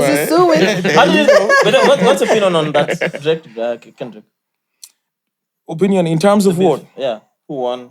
I think Kendrick won, but Drake is still Drake either way, unajua. It doesn't change. It doesn't change. Me personally, one song that I heard, the first song I listened to, ya Drake ilikuwa ni ngoma inaitwa yenye nilipenda, ilikuwa ni ngoma inaitwa Successful. With Trey Songz. There you go. You know your shit. I want money. There you go. Hiyo ngoma ili influence sana style mi rapping nayo. Sana yani. Because how he was rapping on that song. So because of that, niwanga so much respect for the guy. But if you're talking about lyricism flani, ya Kendrick anatengenezanga nyimbo flani zinaka kama kitungu. Layers of layers, like you have to peel nini, unaona. So you can never win against such a guy, unajua, but he held his own. Drake held his own. Unfortunately, he didn't win, but he's still respected. He's still champion, he's still the guy. Still that boy. There you go. Back to this Khali moment. Ojueleba refix. Yeah. What a moment. Oh, yeah. What was going on in your life? I was standing on a stage. You are literally standing on the stage. And how did this song impact your career? Because I feel like when this song dropped, this song ilikuwa choir. Everyone was even up to date, each time I see you perform it, ni choir. Actually ni number 2 kwa nyimbo zangu zile zimestreamiwa sana. Ojueleba ni the second one. I'm curious to what's number 1? Number 1 ni nyimbo fulani nilitoa tu hata si kitamu, inaitwa Asante. Asante is number 1 size. Of all your songs. Of all the songs. No way. How? Because it got the gospel. In gospel. Every Sunday, I get at least 50 tags. Yani, watu wamenitag on videos where they have that song playing in the background. Crazy. Every Sunday. Asante inachezwa sana. Wow. And that is a song that I released without any marketing plan. Nili-upload tu hata ina video. Nili-upload tu kwa YouTube. Nikaeka huko hivyo. Na funny, it's the best yani, in terms of streaming. Yani, unaona. But Ojueleba nilifanya because napenda tu kurap, first of all. And when I heard the beat, the song itself, I'm a big fan of the actual track, which is Nini by Wizkid. Yeah. And nilikuwa na feel, I know how to elaborate situations. Like, najuanga, kuna venye najuanga kuweka maneno hivi. You find the right words. The right words, yani, to express myself on a song. So I did that. I think nilirecord Ojueleba kwa Motif, if I'm not wrong, Nilirecord tu na nikafanya video Kayole and I uploaded it. I didn't even have a plan for it. Funny enough, ika go viral at that time. Now because viral was still a new thing. Yeah, exactly. Now because Ojuelegba was popping the original track, na DJs walikuwa wanacheza hiyo mix, so kuna DJ akaingiza sasa hiyo ya Wizkid ikianza ikiisha wanashikanisha na yako, ikaingia kwa mat, zikaingia kwa ma mix tu za YouTube and everywhere. And that's how the song became that big. Yeah. No, mention Motif. Motif mbona tu akwa na kuhatana on the headphones. Yani ulikuwa unamremind kila ngoma. Motif man. Don't be lazy, Motif.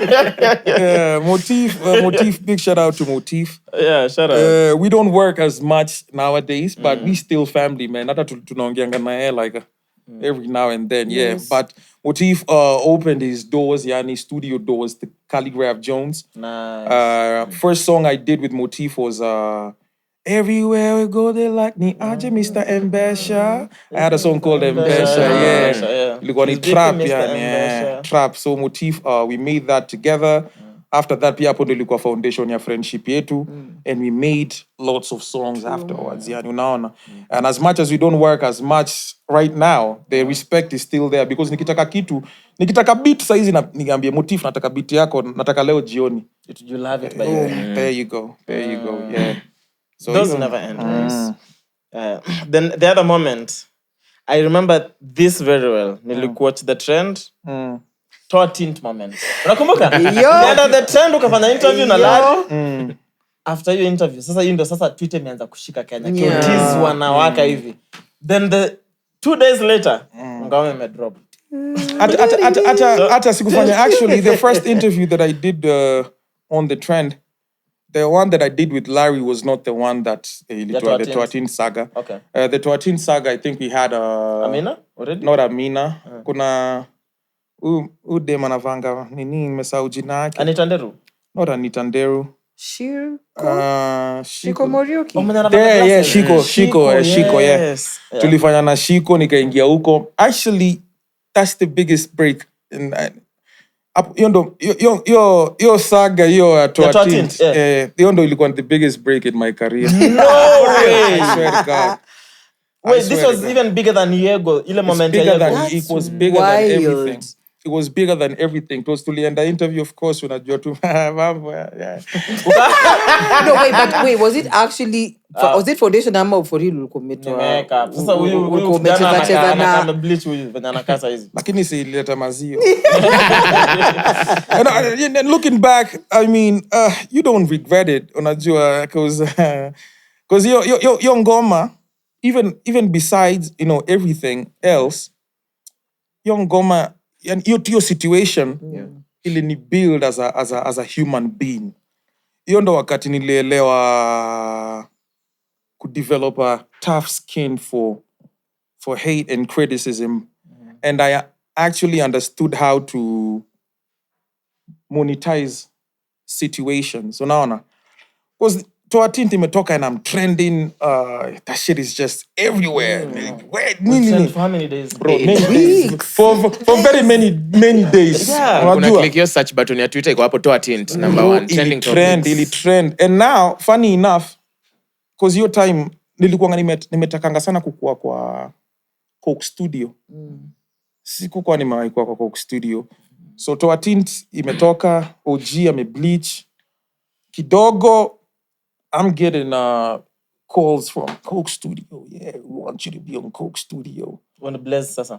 Not Blaze. There was I think it was Arthur K or some Coke Studio. So imeenda nini? Mimi sana nikatengenezanga ngoma fulani. Hata actually ni freestyle. Like I told you, mimi napenda kurap. Kitu yote itani push niende kwa studio kurap. So ikitoka hivi, Future ametoa ngoma inaitwa Mask Off. Coincidentally, unaona? And here's KHALIGRAPH Jones with the mask off. Unaona? So I'm like, shit, acha nitengeneze freestyle. On the money.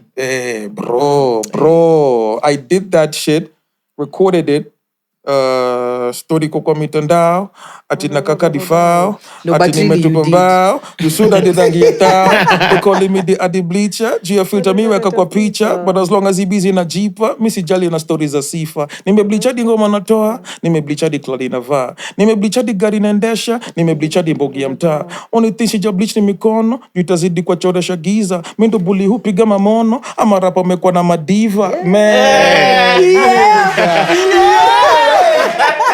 Don't be lazy, guys. Don't be lazy. So one thing I said on the song, I was like, Subaru sa nimesha kinda, nime upgrade kwa Range. Bro, 2 months, actually a month after that, you Range Rover, Buddha. But a fucking Range Rover, nigga. The first artist to do it. Through music, wachana artist kulikuwa na dealings gani, I did it through music. Nice. Because after that, nakwambia nikafanya Coke Studio.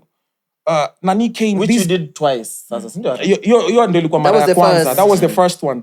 Safaricom amenikujia, amenipatia deal flani, Buddha, ya kutoa nini flani, advert ilitwa Shake. That time nilikuwa niko contract yangu na Coke Studio, niko like, ile time Safaricom wananitaka, niko tied to Coke Studio. So I'm telling these Safaricom guys, man, I want that money, but I'm tied to something and tied to these other guys, I can't nini. So nikawambia hivyo wako like, if you can't do it this week, you know you're going to lose this but wait, chance. how was it competing? I'm like Coke Studio. No, I think was in a Schedules. Schedules, Buddha. Okay. Coke Studio bado kuna, apart from what we see on TV, there's actual studio sessions. Yeah. Studio sessions, yeah. You have to record your content yote inachukuliwanga for like a whole week. They record that for like a whole week. So these guys wanted me to go and shoot an advertisement kwa hiyo wakati nafanya Coke Studio. Okay. So I told them I can't do it. Na I wanted to do it, but pia majamaa wamekaa ngumu. Wakaniambia kama utafanya hiyo wiki, hii chance tutapatia mtu mwingine. Tukaongea na Francis, imekataa. Karudi tukawaambia tu hii kitu. Ni kama haitaweza. Thank you. Good job. Don't be lazy. Unaona? Kaambia itaweza. Sasa tukasema actually, unajua the funny thing, tukiwaambia itaweza, si walikuwa wametuambia kulikuwa na do fulani walikuwa wametu offer mara ya kwanza. Venye tulisema itaweza, waka double do. Sasa that's how bad they needed you. Bro, waka double pake. Lakini bado siwezi. Mimi ni mtu bro, mimi nishacommit tu kwa Coke Studio. Hata siko na hata naangalia Coke Studio from ile aspect ya it's supposed to I've wanted this for the longest time, you know? So this is going to put me on, man. So it was not even about the money. So aka double pake. Kaambia tu manze imekuwa ngumu. Sasa si tukaachilia. Kidogo anapigia Franco tena yani. Okay, so hii Coke Studio mnamaliza siku gani? It had to be you. Basically, it had to be me, it was tailored bro. for you. Nilikuwa niko na so much hype off nini, toa tint. I was everywhere, bro. I was performing, nimegather dough. Tunakwambia in like a month from your time nilimba hiyo ngoma and I didn't have money to buy a Range Rover. But I accumulated enough to get me a Range, nigga. I bought a Range hapo hivyo juu ya hiyo ngoma ya toa tint. Na yo, yani tu yo hype. Sasa kumbuka mara ya kwanza walinitafuta, ningekubali ile do ya kwanza kama ningekuwa free. Lakini ama jamaa nikakataa tena wakadouble. Bro, nilikuwa maziwa Buddha hiyo time. Damn. Kaingia kwa Range Buddha, bought a fucking Range. I was the first one to do it. Off music na rap. Unajua did that ikanifungulia tu hizo mlango yani. That like I said, that's the biggest break in my career because that's when I started touching real money from music yani, unaona hiyo ndo mara ya kwanza hata unapata unaguza umeimba na huko hata wanamita hata so tano. Yes, nilikuwa already nishabaingi moti mbili, lakini mimi ni ule mtu wa kugadha unajua nikipata kadhati chweza na city nikijaza napelekea bro ni aje tuchangishe hii nini nachukua Forester pata nini. I had them before that. Nilikuwa na Makex. I bought 2 whips, nigga. Nobody was buying whips off music and a rapper. And I brought the Range and I put it there on the lot as well. So me from the beginning tulikuwa nimesema I want to ball and I want to show these niggas that lifestyle ina tunaweza change yani. But to a tint ndio ilikuwa the biggest break ilinipatia nini na Venye nilinunua range, bei ilipanda. Venye nilibuy range bro, bei ilipanda. Watu wako nakuja kwa ofisi. The guys that call me like, yeah, we want an interview with you, CHALIGRAPH, or we want to pitch an idea or a deal to kama ina nini. Can you come to our office? I'm like, nah. You pull up to me. Nyi kujeni kwa ofisi yangu. No, kwani you have an office? Yes. Of course. We got buruburu. Kuja. Na graffiti yako kubwa kwa ukuta. Kubwa nimeweka pale. So wakikuja naambia fellow, buda osha gari paka tire shine. Wacha isimame hapo nje. Leta zile gari zangu zingine. Shout out to fellow manze. Fellow aliventure into car business. Nice. He's no longer with us, but we're still homies, unaona. So watu kikuja unapata mamuti za makeks, hiyo time makeks inatesa na niko na Forester zimepakwa mafuta, tire shine ziko hapo na spikes kwa tire. Bro, nilikuwa naeka spikes kabla ikuje ikwe nini ya washamba buda. Wakiingia hivi by the time wanatoka, buda deal iko ndani bro. Si unajuanga watu people want to put money where they feel like there is money. Yeah. Nobody wants to work with lack of a better word to you, broke people. Unajua? So you gotta be presentable. Na hiyo ni kitu nililearn from the beginning. Kiseti hapo hivyo nini, I worked with Belair, tulikuanga Red Bull, unajua, before tuingie Monster Energy. And I was doing all these brands. I was the among the first artists kwanza ku-involve brand kwa nini. Na hizo zote zilikuwa zinakuja wanaona range kwa mlango. Kristoff ikakuja. I told wazungu anapiga simu, yeah, we want to meet this guy. I'm like, yeah, you're going to have to pull up to my studio. Where is it located? Buruburu. Buruburu unajua huwezi sema ati buruburu. Like, buruburu. Kuja. They pull up wanaona jamaa ako serious. Yeah, and we get business done. Nice. Yeah. I want to take you back to this Farcom thing. So yeah, so what happened? So they called you back and asked when the Cox Studios ended. Yeah, the week after. Tukaenda nikashoot nini inaitwa Shake. Ilikuwa inaitwa Shake, yo advert yani, yeah. And they paid me good money for that. Nice. Yeah, ilibamba mbaya sana yani wakati. Man, I was really stacking it. Yeah, nikaanza kuona hii muziki ukijipackage fiti, packaging ndio kila kitu. A problem we have with very many hip hop artists, while rapping and talent is essential in like amplifying your brand, unajua, nigga, discipline na presentation is key, unaona. Na ni game ya optics. Ni game ya optics, buda. Ni game ya optics, buda. Sisi tunachezanga na aesthetics mbaya. Ukiingia pale kwa IG, buda, hebu ingia hapo uone kama utaona utafikiria naishi Amerika. Ingia ucheki, bro. Wanateta mpaka wanalia ati, hey, this guy loves showing off. Nigga, I'm not showing off. That's where I live. That's the life I live. Unataka ni ile wakati nilikuwa naishi Kayole and I was posting when I was in Kayole, I'm nasema na show off. Lakini saa hizi nimeng'ang'ana, nimejitengenezea mazingira enye naweza jieka kama OG nisimame hapo mbele mnasema ati I'm showing off. Wendo unaangalia na macho ya uivu. Unaona, wendo unaangalia na macho ya uivu. Angalia na macho ya kukuwa motivated na kuwa inspired. Utaona si ku show off. Yeah, nigga. So before the next moment, nakumbuka there's something we didn't get an answer. I think tuliendelea mpige stories zingine.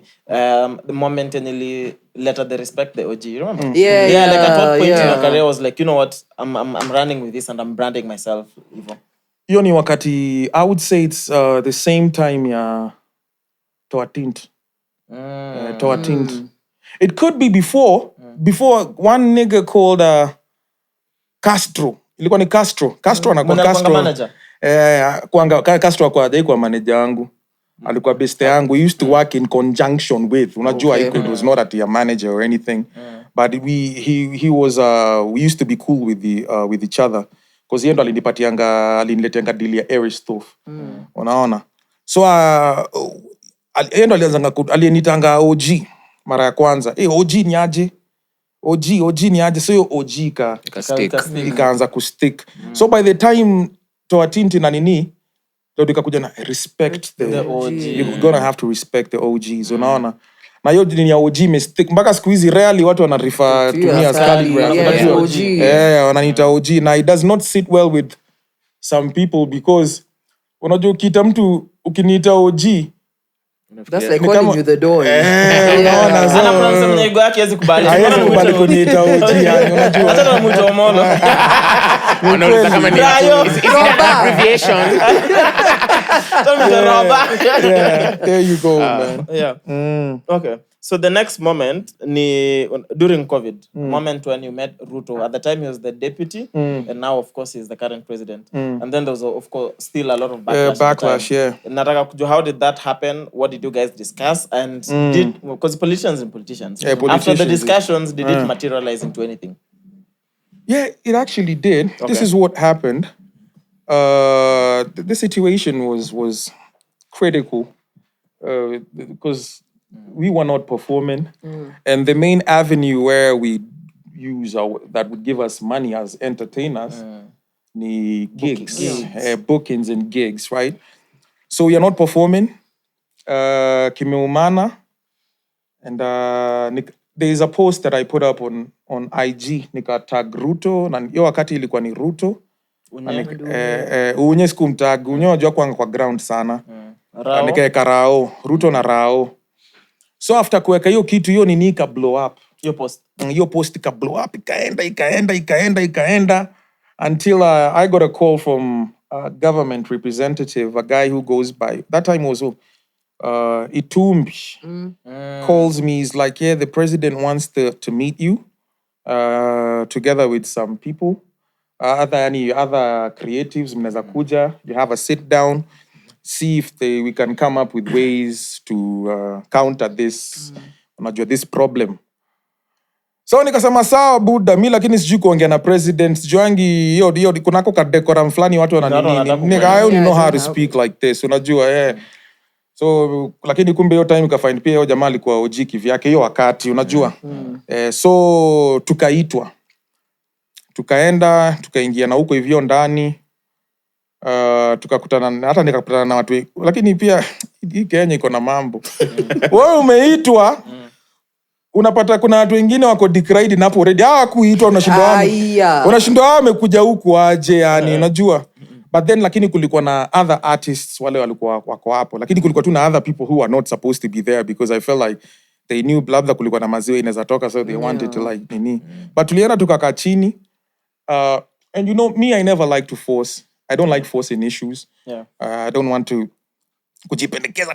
Hi, from Mr. President. This is me. Calligraph. I don't want to do that shit. Kama unanijua yani unanini. So hata nakumbuka tukikalishwa tukaanza kumekewa maviti tumekaa huko. Mimi nikaenda tu kukaa huko hivyo nyuma. Because staki hiyo mambo yani. Kuna watu wale they know how to yap like that. Me, I'm not a yapist like that. So, but the president is like, your time VP, ako like, nah. Calligraph, I want you to come and sit here with me. So, hapo uniambie shida ni gani. Hata he's not even trying to listen to the other guys. Yana taka kusikia uji anasema nini. He tells me, you know, I've had visitors come to my compound, nini heads of states, yani from other countries. But hakuna hata siku moja yenye ashaiona watoto wake wame-express interest ya kuja. Yani usiku amemwambia kesho Calligraph anakuja, we want to see him. Unaona So your respect ilikuwa yani of course alikuwa respect the OGs Khali anakam, you want to see him, you want to see that guy. So I was there, of course, you know, I was given that platform and it had to come from me, and I expressed the problems that the whole industry was going through. Now plus we had other people there, but OG unajua ni OG. So OG ndo alikuwa na set cassette, tukabanja, tukamaliza, katoa kama ziwa fulani kakushikilia, which me intention yangu itote kuanga ni maziwa. Mimi nilikuwa nakatua kama anaweza lift restrictions kidogo to allow to perform kwa gigs, alafu tuone ni aje. Akakubali na ndo tukafanya show ya kwanza. Hiyo show mimi ndo I think nilileta kama 50 artists. Na nikawalipa wote. Hata wasemangi wakienda kwa ma interview, mimi ndo nilifanya hiyo nini ikafanyika, show ikafanyika, and I paid everybody. Na hiyo ilikuwa ngani through hiyo nini hiyo conversation yani tukaifanya, na after hiyo ndo sasa nini zikaanza kufunguliwa, tukakuwa allowed kuanza kunini mdogo. So hivyo ili nini, lakini sasa social media hiyo time ilikuwa ni Twitter, CX. Buda. Unaamka hivi, kwanza niliamka asubuhi buda. Ukiona ngati ile 20 plus. Traitor. Nilitukanwa. No. Niko like kwani hakuna wasanii wengine hapo mna kwani mimi peke yangu? Kwani mimi peke yangu ndo niko hapo mimi ndo mnanitukana buda. But yeah. It was what it was and ikapita tu yani kanini yeah. Would you meet him now if you were Mambo ya siasa siko mimi sahi. We cannot even if he said he wants you to guys discuss did the an future interview economy. with that nigga Casmuel here the other day. You was crucified on social media everywhere man. Hey, mambo ya siasa sahi. Even if they told you he wants to discuss the mambo ya muziki policies and or whatnot.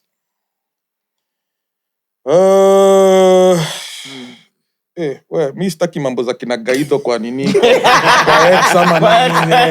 Yeah, there's too much heat for a nigga, so you're tata. Or if he asked you to make a jingle for his next campaign, would you jingles. You know, the funny thing is that even in the past elections, I've been approached for such. Like, they want me to make jingles for them.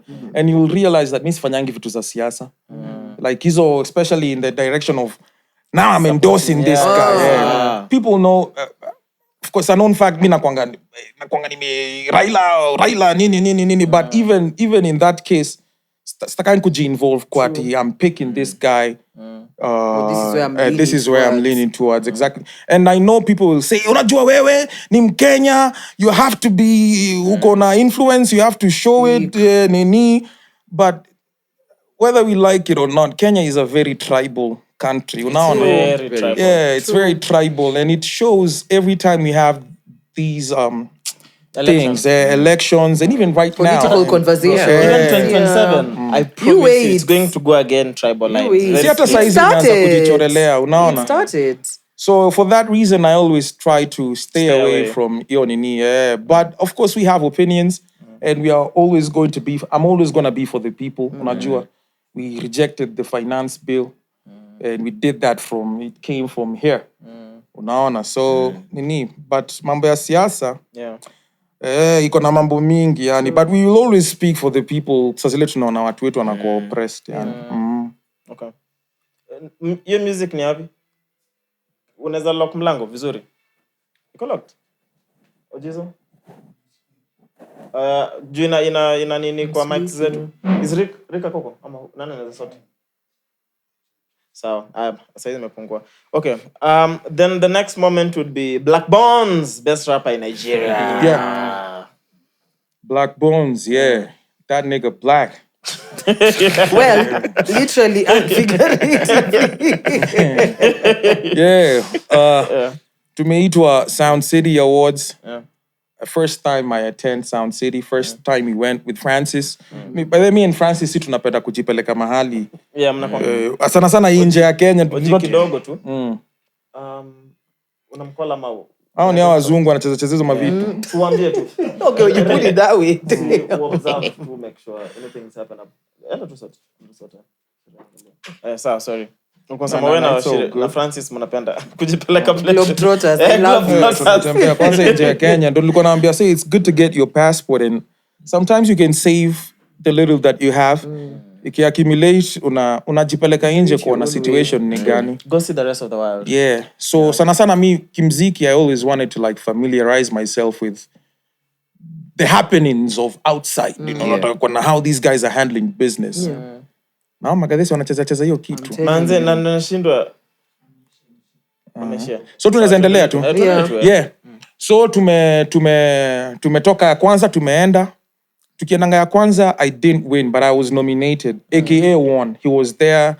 Guys, RIP to one of the best to ever come out of Africa. He won. It was a big deal. AKA ameshinda. Nikasema, alright, this is how this thing usually goes. Okay, back to putting in work. That's what we did. Nikarudi. Consistency yangu na mziki inakongo ni kitu ingine. Until kitu kama 2 years ago ama 3 years ago tangu nikianza kujenga nyumba ndo kuna time nilichukua break kidogo. But before that I was working, yani back to back, unajua. Nikarudi next time tukaitwa. Nominated again. Sound City is a big deal. It's a big deal, Buddha. Na hiyo ya pili ndo ile niliitwa tukaenda huko kulikuwa na kina Diamond was performing. one time I met Diamond out there. Kulikuwa na story fulani tulipiga picha na Diamond wakakata kunitumia hiyo wakati yani. His team, yeah. Because we met in the backstage. We was together in backstage pale. Hiyo time walikuwa wametoka kuni-announce as the winner. Nimekaa chini tuko na Franco. They read the names. And the winner is... from Kenya, KHALIGRAPH JONES. In the time ulikuwa speech ulisema the East has got something to there say. you go, yeah. It's like, shit, man. That's tumeshinda hii kitu. Niende kwa stage ama ni shia bana. Sasa kitu moja na Sound City, wale Nigerians, hasa wana set manze. Wakina Yemi Alade and this Yemi Alade. Kuna huyu madam mwingine amechora tattoo anaitwa nani? Tiwa Savage wako huko, like all the big guys, Mama ya Bana Boy is there. What, like it's a big deal. Nimeitwa kwa stage Buddha manze. Nikasema these motherfuckers don't even know who I am, man. But lakini wase wa Sound City felt like I deserve to win because nimekuwa nikirepresent East nini, so nikapanda stage. And this is even after Afrima. This is after Afrima. So you won Afrima earlier. So nimetoka nimepanda stage, nika give a short speech. Yeah, guys, Nini, thank you so much. Yeah, what the East got something to say. Nini, yeah, a short speech lakini ilikuwa very impactful. Ilikuwa ni real, watu wakapiga makofi. Yeah. Tukatoka hapo sasa mimi tuko na Francis kwa nini huko. Bladbones did a short video saying that. So who KHALIGRAPH won this track coming. Akaeka kwa Instagram. And Nico like, who is this guy? Did you guys know each other prior or no? Nah. Okay. So I'm seeing a video, this short guy, little guy, and I didn't know much about him. But he's a dope lyricist, of course. Amefanya zile freestyle battle. So nikaanza look up, nikasema, hii Nigeria venye nilipanda ile stage watu walinifanya wanijui. Kwa nini nisitumie kijana kama stepping stone yani tu nijifanye na anyway, he started it, of course. Yeah. And me, I had to like protect I had to retaliate. Unaona? Nikachukua na nikaingia. Nilikuwa natoka Nigeria, niko kwa ndege. Pigia motif. Tayarisha beat nikishuka hivi. Buda tunaangusha kombora. Buda nilingia hivi studio. Mimi napenda kurap by the way. Ingia studio nimeshachora nikasema it is time to annihilate this little guy. And that's when I did best rapper in Nigeria. Na ni tu ilikuwa nini yangu ilikuwa tu ni kutaka tu Nigeria yani wa pay attention. Because nani hata nilikuwa namdistu kidogo but ilikuwa it was some heat. Yeah, and we did that. Na nimerudi na award. Na nimekuja nimetengeneza diss track. Started trending in Nigeria, a diss track from a Kenyan rapper. Unajua, yeah, bro. Nika stamp jina hapo hivyo Buddha. Atukafanya na that's how it happened. Bladbones aka diss back. What did you think of his response? He's dope. Yeah, I like it. Bro, Bladbones is a lyrical guy. Unajua, and you gotta give him that. You can never take that away from him. Yeah. But when you go against KHALIGRAPH, of course. yeah, bro. But he's dope. He had a very, very, very proper diss record. Yeah. But yangu ilikuwa ina punch kwa sura. He was, so we did what we did. Yeah. And but then we became friends even after that. Yeah. Have you linked? Because amekuwa Kenya pia. Yeah, mara nini. Yeah. And even there is a song that I did called Billions. Billions nearly released like some 5 months ago. Bones was supposed to be on the second verse. Ukisikia verse 1 hiyo ngoma, nasemanga Lagos nini something there, Bones. They go like, Bones, tell him we taking over, so some shit like that. But then it didn't materialize. So nikasema tu acha tu nifanye peke yangu nini. But we talk. Hata alikuja kwa studio yangu wakati fulani tukafanya a skit nikimuinua. So ni Morio yani. Haikuanga actually hiyo ndo nasema ni one of the battles that I did where the other artists pia alikuwa tu like see it's not that serious. Unaona It can just be a sport. Alitreat kama sport. Watu ulia. Mina drop this track unapata mtu anakudiss even 10 years because of one diss track. A bar. Yeah. So at what point did the conversations begin? Immediately after. After you dropped. After No, even before, I was like, yeah, because I responded on IG when he put up his video. I told him, I've seen your video, and now I'm going to the studio to record a diss track, and I expect you to respond. And I did that immediately. Bones akasikia like, man, this shit is hard. He said he's going to record. He did that, but I think ilikuja late. Ikuanga immediately, unaona. So by the time ilikuwa inakuja, mi yangu isha fly imeenda. Like, I think Peerlich was such a good beat. True. Alikuwa na hiyo nini bro, hiyo distract nilitoa ilikuwa mbaya because it was a breath of fresh air even to those guys there because rap people are not rapping. Yeah. No, for these guys to listen to this song and this is where is this rapper from? He's Kenyan. Rapping like this. So you're the fact that to be in Kenya already. Ili skuma hiyo nini. So by the time he was doing his, I don't think wase wao walipatia that much in support yani because watu walikuanga tu wako impressed kuona kuna rapper fulani Kenya na rap but he was good. I think utaweza tuweka almost on the same level. Sasa ndio inani hit vile ulisema hiyo rap hiyo beef hiyo diss track ilikuwa mbaya unamaanisha ilikuwa mzuri. Ilikuwa mbaya. Context. Wewe kwani ni kijana wapi? Wewe ni wa West. Hawezi guess nilizaliwa wapi. Msana kwambia hii mbota yako ni mbaya. Auelewi. Anafikira anasema down. Then Bongo Flava, where you took on Tanzania yote. Yeah, how did that even come about? What happened? Oh, Bongo Flava ilikuja. This is last year. Yeah. How it happened is I was doing an interview with a certain blogger too.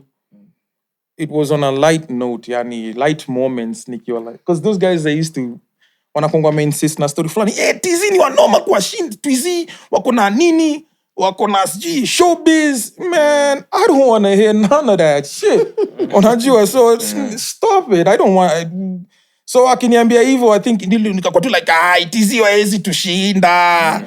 They can talk like this the way we talk. Nilikuwa tu on a light note. Hata ikuanga ati ni kitu serious because subscriptions zangu hata za YouTube na nini inakuanga ni Nairobi alafu mpatwa na Dar es Salaam. Wow. No? So I have a lot of fans in TZ. But then venye nini hiyo clip ilichukuliwa ikapostiwa ikaenda TZ ikakaa ni kama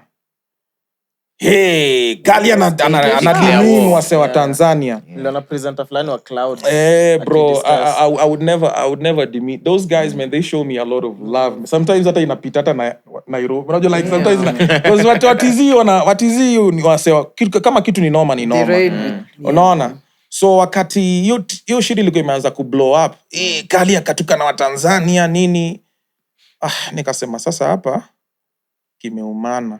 So nita deflect tu story yote niseme I'm calling out all the rappers in Tanzania. If you feel like you got something to say, if you think nini you guys are not better than me, ilitoa tuka flip narrative ikakuwa tu ni Khaligraph ame challenge rappers wa Tanzania. So tukaitoa kwa ile story ati Khali kasema nini unaona so nilikaa tu tukaanalyze na France tukasema hiki kitu tutaicontain aje. So after kufanya hivyo ikakuwa tu Khali is going against Tanzanian rappers. Yeah. So ika keep within hip hop too. Yeah, there you go. Yeah, and to bring that heat. Yeah, so I saw Breeder Jam. Ndio nambaka Nandi alikuwa anataka correspond. Ilikuwa no. Brian Chira. Ndio nakwambia tulikuwa tuna colonize watu wakaanza kusema sisi ni tuna colonizing countries. We colonized Nigeria. Now we're in TZ. Kidogo tuende Uganda. So kulikuwa tu na hizo story. But it was all fun and games. Yeah, and it was nothing serious. Yeah. Do you have a favorite diss track that we've put out? Nili struggle sana kupick my favorite. Off hiyo nini? No, off to all catalog yako. Yeah. Nakuanga na distract fulani hata kwanza ni kunywa maji Speak with caution. Haya. Na distract nilitoa hiyo ngoma ikianza roho yangu yugonga na mimi ndo nimeimba. Imagine inaanzanga Aresa amefinya hiyo beat Buddha. It's gonna be more. Somebody gotta die today. 254 what? Woo, I ran 254 Buddha. 254. Yo, that was a ultimate, good one, bro. though. That was fire, man. Yo, Somebody gonna die today. ilikuwa mbaya. Hiyo ilikuwa mbaya yani, man. Hata Imenipeleka mbali sana. ilikuwa noma. And this is when radio was a big deal. Mimi nakumbuka Korean, I think the first time nilisikia niko Korean Jump Off. Kina They Corino even used to alikuwa play the song twice. Alafu unajua by the time I was doing this tracks zilikuwa zimeisha tena kwa industry. So mimi ndio nilikuwa rapa rise to that level and then I'm doing diss tracks again. So people are like, what the hell? Because the last time diss tracks ilikuwa ni Abbas na Chiwawa. Na hiyo ilikuwa ni kama 4 years ago kwa hiyo wakati unaona 4 years before that. So we did that, man, like yo ngoma ikianzanga hivi Goosebumps. Trust me, watu wengi inagongesha roho ya watu wengi huko nje. Yeah. But ni noma yani. Yeah. Now, I want to talk about some songs that I feel also zilikuwa very instrumental in your career. Yeah. Biashara remix. Biashara, hiyo wakati ilikuwa bouncer bado. No way. Yeah, nikifanya Na Stella Mangi na biashara. Kristoff. The remix. The remix, nikifanya remix nilikuwa bouncer. What? Yeah. Unajua sasa kwa okay cause at the time podcast and nini were not a big deal. So mimi nilikuwa na move between lyrical Wednesdays, Jump Off because I was such a hip hop fan. Hizo siku kwanza kulikuwa na more platforms za hip hop. True, kweli. Unajua kulikuwa na so many platforms zenye unge experience hip hop. So at that time kama ni msemo ulikuwa especially unasikiza hip hop, there is no way you get convince mse wewe uko household. At that time. Yeah. But I was still bouncing, bro, because music was not really making money. Making money. I got to break bread up with you. So, but bouncing. We'll release a few things. Bro, we'll be happening in the drop the original. Capital FM was playing my music back to back. Unajua Joe Mushiri. Yeah. Like I had my music being played all over. That is crazy. But bouncing. But the money jina ilikuwa big, but jina ni kubwa. Pesa zero. Kwanza jana kwa nasema kuna interview fulani tulienda na Franco. Abel Mutua alituita. So unajua jina ni kubwa lakini hayambatani na mfuko. So tukimaliza interview Abel anatuuliza, so where did you guys park? Tumeingia huko na Matt Buddha. So tuko like, si tumepark tu hata hapo hivyo nje yani tuko hapo nje. So Abel balaski hivyo achorea ache kutufuata. Jamaa sasa tumemaliza pia anatufuata akiongea nini so jamaa anaenda wapi na tumemwambia tumepark moti huko nje tunaweza tu na mrenga sasa tumefika hapo kwa corridor hivi jamaa nikaa kapigiwa simu kidogo hello unajua vile unapigiwa alafu hivi Buddha tulifunguka mbio fulani tunaacha hiyo jamaa huko bro tulikimbia tumevuka mabarabara za huko West Buddha jamaa hiyo jamaa kwenda huko atufuatia nisi hatuna gari bana because hapa hakuna plan B hawezi jifanya hiyo time hakuna Uber ama nini so ile taxi ilikuwa ni ya Njoro taxi inaweza kukucharge na ni pesa mingi anataka venye feel Buddha na Abel anataka kutufuata hapa tuko na tukuja mrenga tutoka mbia tena sisi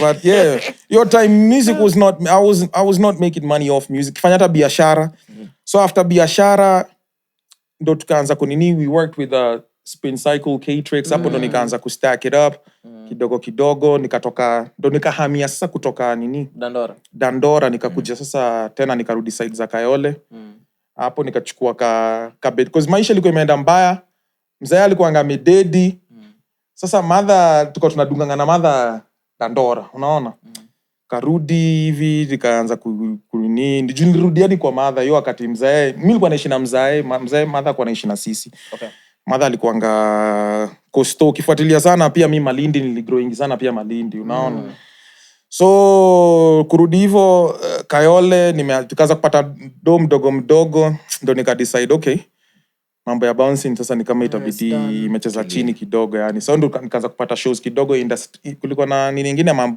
Tribeca kulikuwa kunafanyanga ma show huko ma 15k tukaanza kuziokota ma 10k nikaona hii nini nikachukua bed sitter ya kwanza bed sitter yangu ya kwanza nilitoa from a show niliitwanga Z-Tech they paid me 50,000 nilipewa 50k mi hata sikuwa 50k yes ile stamp dream it can be done. Buda nilikimbia pale Umoja.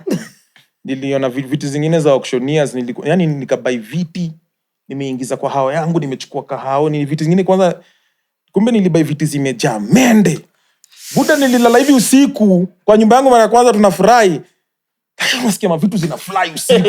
Unajua zile mende kubwa zina mabao. Yo. Usikii kweli kuna nini? Kufungua hivi steam Buda viti zimetoa mende zingine mingi yani nini. Lakini tulizibai kwa auctioneer thou sita, so you had it coming. of course. Umefanish nyumba na pesa ishi. Jiptike ya ishi. Buda 50 manza nikanunua flat screen TV 32.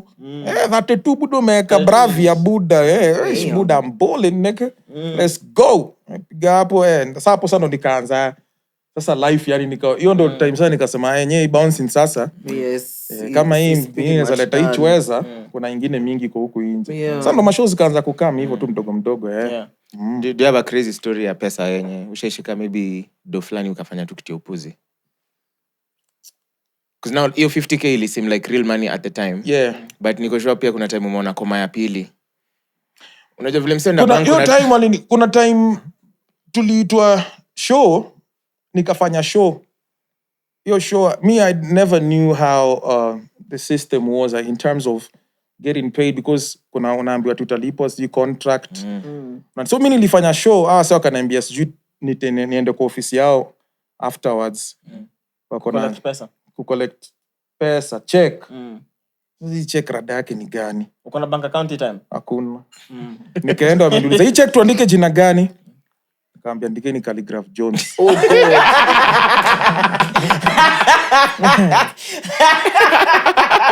Muna rudi na kuna check. Rudi na Equity. Na wapatia ndo hii. Nikujulipatia check ya Equity sana, naambia nataka kufungua ndo hii ndo nataka kuweka hii nini. Majamani ananiambia uko na account? Kwendangi hivi. Yani mambo yaendangi hivi. Patia check ya Equity, ukaenda straight Equity. Mimi nikasema ukipatia na check pale unapatiwa packet. Buda yani hii mambo yaendangi mpaka uwe na account zui nini. Hapo sana nikaanza kulearn the ropes kuwa na account. Nini nikafunguanga your account, then I had to go back to them. Of course, KHALIGRAPH Jones ni nani? Then fulani it was Joy Washira gave me that check. Oh, shout out to wow. Joy Washira gave me that check. Lakini walinisumbua sana kabla wanipatie hiyo check. So walikuwa wamenisumbua ndo nipatie hii check ya KHALIGRAPH Jones. Sasa hawa jamaa ananiambia you have to get another check yenye imeandikwa jina yako. So sasa niko kutafuta tena Joy. Ilikuwa check how much? Chweza. Nice. Ilikuwa nika 50k pia Oka 50 chweza. Mimi chweza ni 200. Even Mazabu, I thought it was 200k itoke wapi wakati wewe? Yosi ninge faint Buda. Okay, Equity. Ilikuwa ni 50k. Sasa tukaendanga nikanini hata hiyo ndo ilikuwa do niliingiza kwa account tena ikakaa nikainini ikapoteanga tena. Hiyo account ikakoya hadi ikafunga kwa sikuwa napata do inaenda kwa account. One time tena sasa ndo nikaanza kupokea. Kwanza kupokea royalties za muziki. Kuna nini fulani wanaitwa Bonyeza. Wakanipigia siku nyingine wakaniambia come. Kuna check yako imetoka. Nikasema not again. Ile nyingine kwanza ilishafungwa hata niko sure ilishakawia yani hata sidhani kai iko nini. Kufika hapo this time I was wiser, nikaambia tu niandikieni Brian huko nini. Yo wakati tulienda na Francis ilikuwa ni 62,000 shillings. Hiyo royalties. Buda! Ring back tone Buda 62,000. Yeah, we go back. Nikafungua account ya nini. Hiyo wakati ilikuwa ngakop, nikaingia kambani, nikaeka hiyo nini. After 3 days check ina mature yani. Saa time sasa sinishaingia kwa system sasa naelewa. And then the rest is history. Ben tukaanza kutengeneza do nini. Ndio maana huko unataka kuja hii pod juu hiyo jina.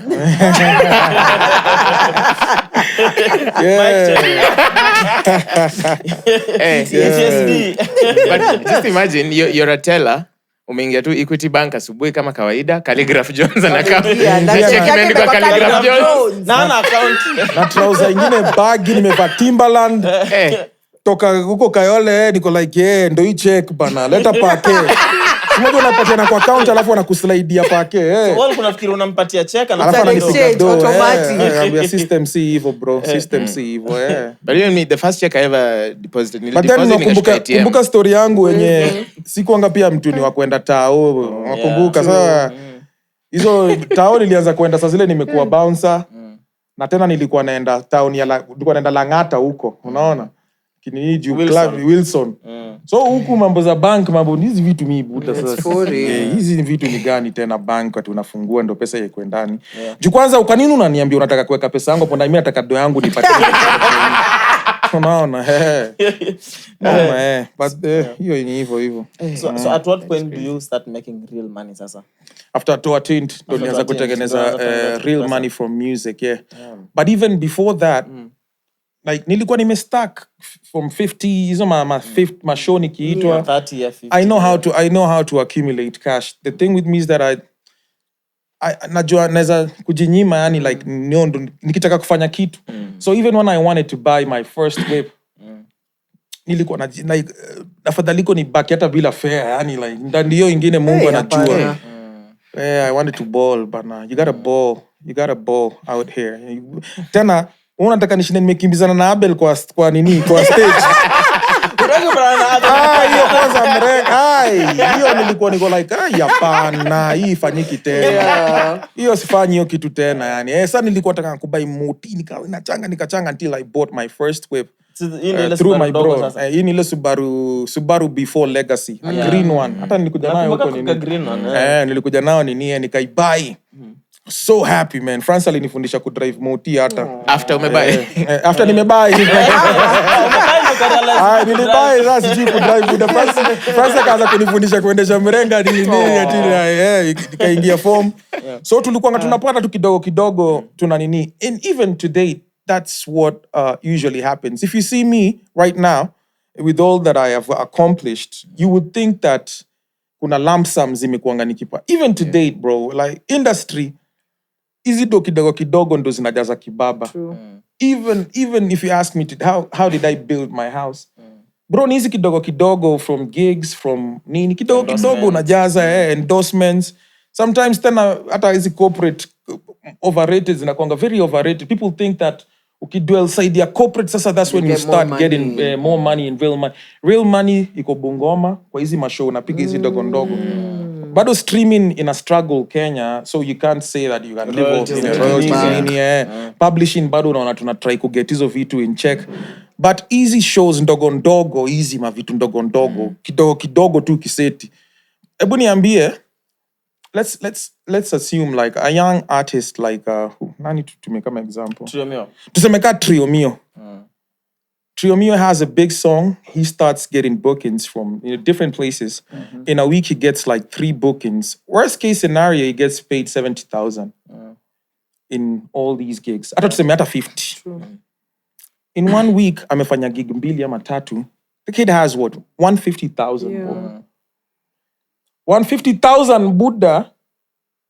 Na hiyo ni worst case scenario. Sasa zile amefanya show kama 3 amelipwa 50k. Kumbuka kuna saa zingine rate card inalingana nini. You can get paid 200,000, 300,000, 1 million. Unajua 150,000 uko nayo. In 4 weeks, how much money do you have? For 50. 150 times 4. 600. Tuseme hata ametengeneza dropout.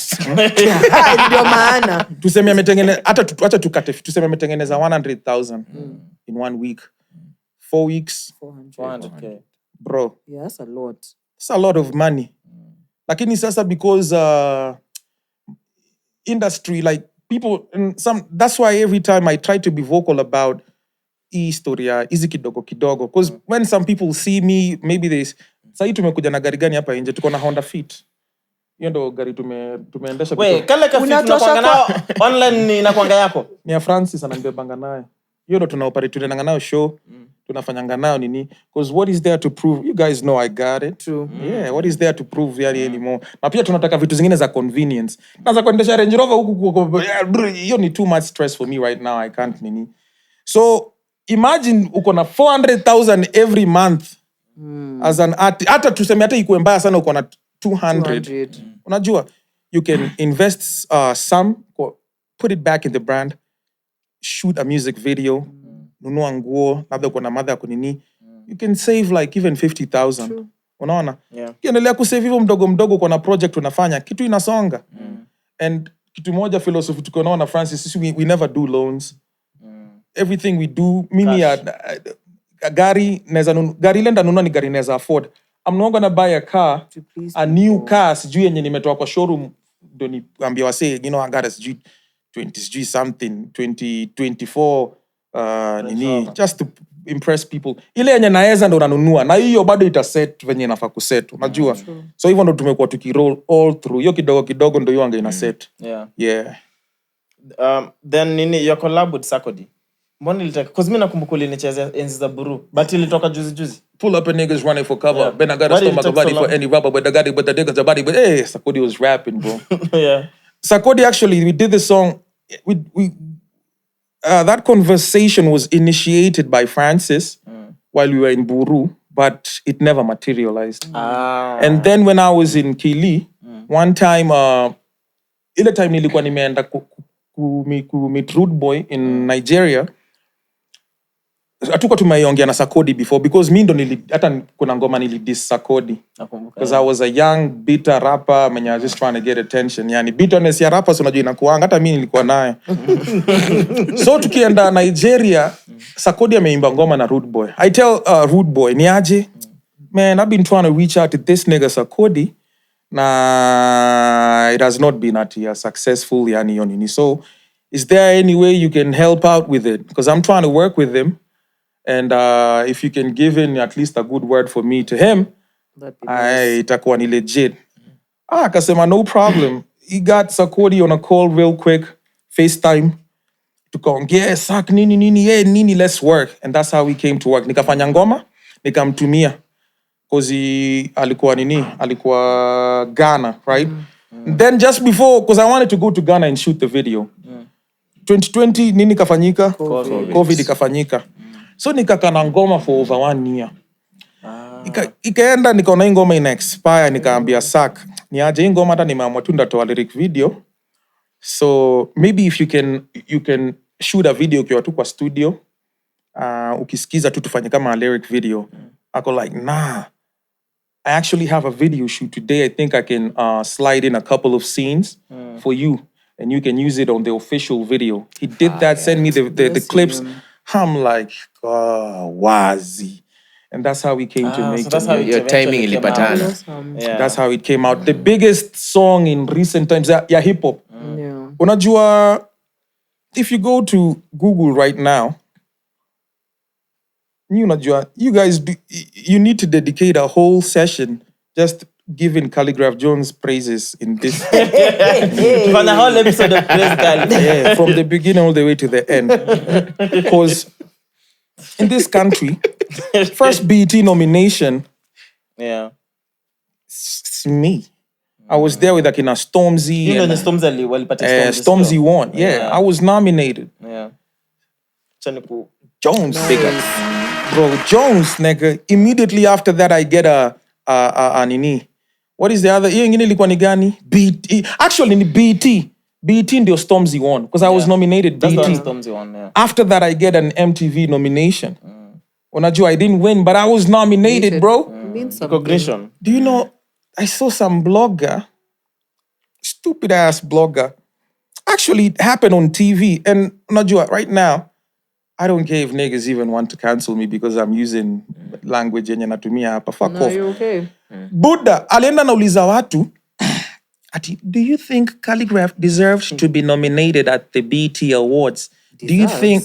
Imagine a Kenyan blogger, a very useless motherfucker. Ako tu mahali hapo anauliza, do you think it... Deserves is such a strong Imagine an anati, do you think he deserved to be nominated? And instead of kuweka post akisema, That's good. Buddha tumenominatiwa as East Africa. Anauliza wase ati, do you think he deserves to be nominated? Sama tu matako Sasa nikikwambia I've done these things, bro. Nimeshinda Afrima Best Rapper 2018. Some City. And kuna Afrima na Afrima Awards. Yes. Afrima ya Africa. In the first one, the one that I won in Dallas. Dallas, I had to fly all the way to the States. Nikashinda hiyo, Dallas, Texas. Came back, kuna Afrima ingine ya Nigeria. Won that. Ilikuwa best male, hata sikushinda kama rapper, ilikuwa best male Artist. Eastern Africa. Best male artist, unaona? Wameacha kuniangalia na ile nini ati only as a rapper. Jamaa anaona kama an artist sasa. Nikashinda. Then nimeenda Sound City. Nimekuja na award. Bro, I was contesting against akina Casper, Nasty C. Nimekuja nayo. Alafu get nominations MTV, BT.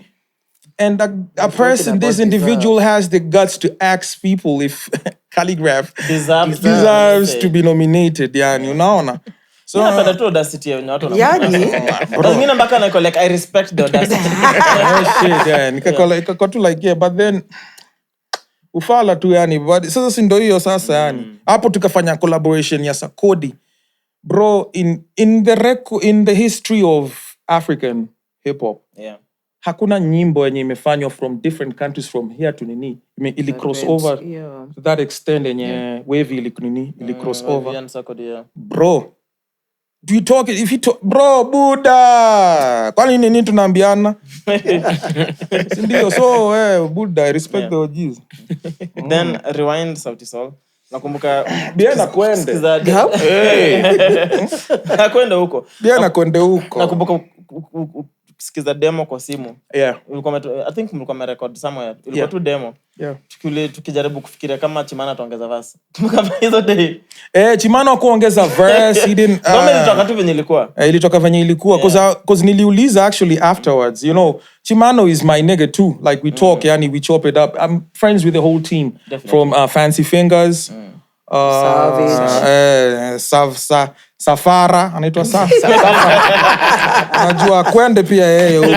BN pia kwende huko. Najua wote kwende huko, but those is my boys, unaona? Yeah, shout out. But collaboration. uko sawa. Kula apple. Unafanya ninja nini? Hiyo ni BN na Savara. Okay, collaboration nikafanyika. Na I thought Nani was gonna lace a verse because he was not in the session. That's why. Yeah, he wasn't in the session. Yeah. But the song is still a legendary song. Yeah. We made that happen, and for the longest time, I pursued that collaboration. Yeah. Because I was always hitting up like in a BN and guys, man, it's time, man. Like tufanye hii kitu. Na nilikuwa na feel hip hop ilikuwa inahitaji hiyo crossover, yani hiyo wakati tuingie kwa mainstream na commercial, yani. Because Sauti Sol, bro, like those is legendary niggas, man. Like respect, what bro. they've done even to date has never been done by anybody else. Bro. Truly. What a career they've had. Yeah. And hata Kenya Biena venye anaendelea kusukuma hiyo nini saa hii. You've seen even Savara chucking his songs. The other day Chimano alikuwa in Australia doing his own gig. Tusiongelea hata Fancy Fingers ikifika kwa keys and production, you know. Those guys be doing a thing. Legends, man. Legends, man. Shout But out shout out to, lakini lazima wa respect OG pia. Yeah, but so much love for those guys. Yeah. They actually trend setted. Trend setter. Trend seated. Trend suit. Ni uongo. Trend Saitan. The actual trendsetter. They did that, man. Big shout out to all those guys, man. Hapo wase pia ndo wenye tuliona walikuwa na move wana Francis once again. Structure bana watu Kampuni kampuni hasa alikuwa na role, yani in a way that we had never seen before from like local guys or the people that we was working with, and seeing that inspired us to even become better. Unaona, tulifanya session ya Sauti Sol and they did that thing live on. Walikuwa naifanya live. I never seen niggas do that shit live before because I knew like the composition was done live. Yeah, man. Those guys was playing those keys and wanafinya hiyo guitar. Wase noma yani. Na pia mimi ni build as an individual, as an artist, because now nini mnaleta inzi hapa. Yeah. Ikani build and ikakuwa yani to character yangu even as far as music goes. Now I learned a lot of that experience. Yeah. I want to take you back to WAPI because you mentioned WAPI earlier. So this is Words and Pictures by British Council. Yeah. How instrumental was WAPI in shaping your career? WAPI is basically And what was WAPI? Because for the newbies, I'm sure kuna Words and Pictures. WAPI ni event ilikuwa inafanyika like some years back. That was 2008, 2009. Actually 2007, 8, 9. Ilikuwa ni platform, ilikuwa impatiwa underground rappers, lyrical rappers, not bubblegum rappers. Lyrical rappers like Calligraph Jones, unajua. And we had other guys, unajua. That's where I met kina King Kaka, kina Octopizzo, akina Morocco, kulikuwa na hata kina Femi One. Unaona, Femi One pia alikuwa huko, alikuwa mtoi. And hiyo ndio ilitupatianga platform. Actually, I'd say at this point, ilini build their confidence to the point where I was actually able to stand on a stage and say and introduce myself. Say it well. You are able to stand. I was standing on a stage. Got up on a stage and I introduced myself to the people as Calligraph motherfucking Jones. Period. Unajua ilikuwa ni off WAPI yani. So ilitupatia hiyo platform hata confidence as an artist, as a rapper, because WAPI was not the kind of stage where you'd go and perform if you were lacking in skills. Those guys would boo you off stage real quick. Toka hapo Buddha. The bar was that high. Bro, ilikuwa noma sana. And even by the time I went and I did MC Africa, one guy called Point Blank. Big shout out to Point Blank. Ivumbi, that's that guy. Kwanza Point Blank. Ulienda against him ama he was hosting? He was rapping at the time. Actually, mara ya kwanza kwenda wapi, Point Blank ndo alini introduce kwa stage. So nilikuwa naitwa Calligraph, but I was not confident with the name.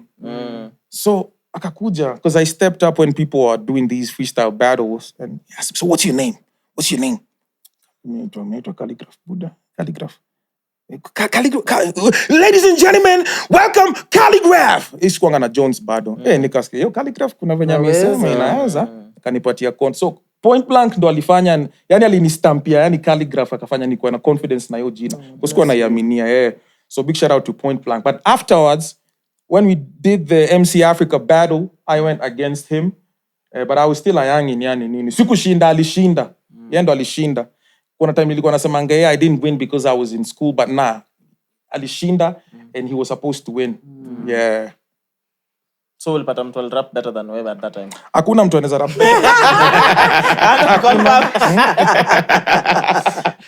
Kurap. Hiyo nayo tusidanganyane. Kurap. Now even back in the days, you can ask everybody. Excuse me. Nigga. Mimi nilikuwa na rap, bro. Buda nilikuwa na rap. Like I tried and tested. Facts, bro. Ile mbe bana boy inaendangaje. Tested, approved and trusted. Yeah. Can you sing it properly? Come on, you got vocals. I know you got. No, she can sing by the way. Tested, approved and trusted. Yeah. Wewe kwenda. Wewe kwa kuimba. Usiende studio. Too late, nilisha invite you. Tunaka studio. No. Vocalist. Yeah. What so at that time, what other platforms the hip hop still exist? Apart from WAPI, were there any other like platforms that still exist specifically just for the genre? Kulikuwa na big shout out to Buddha Blaze, by the way.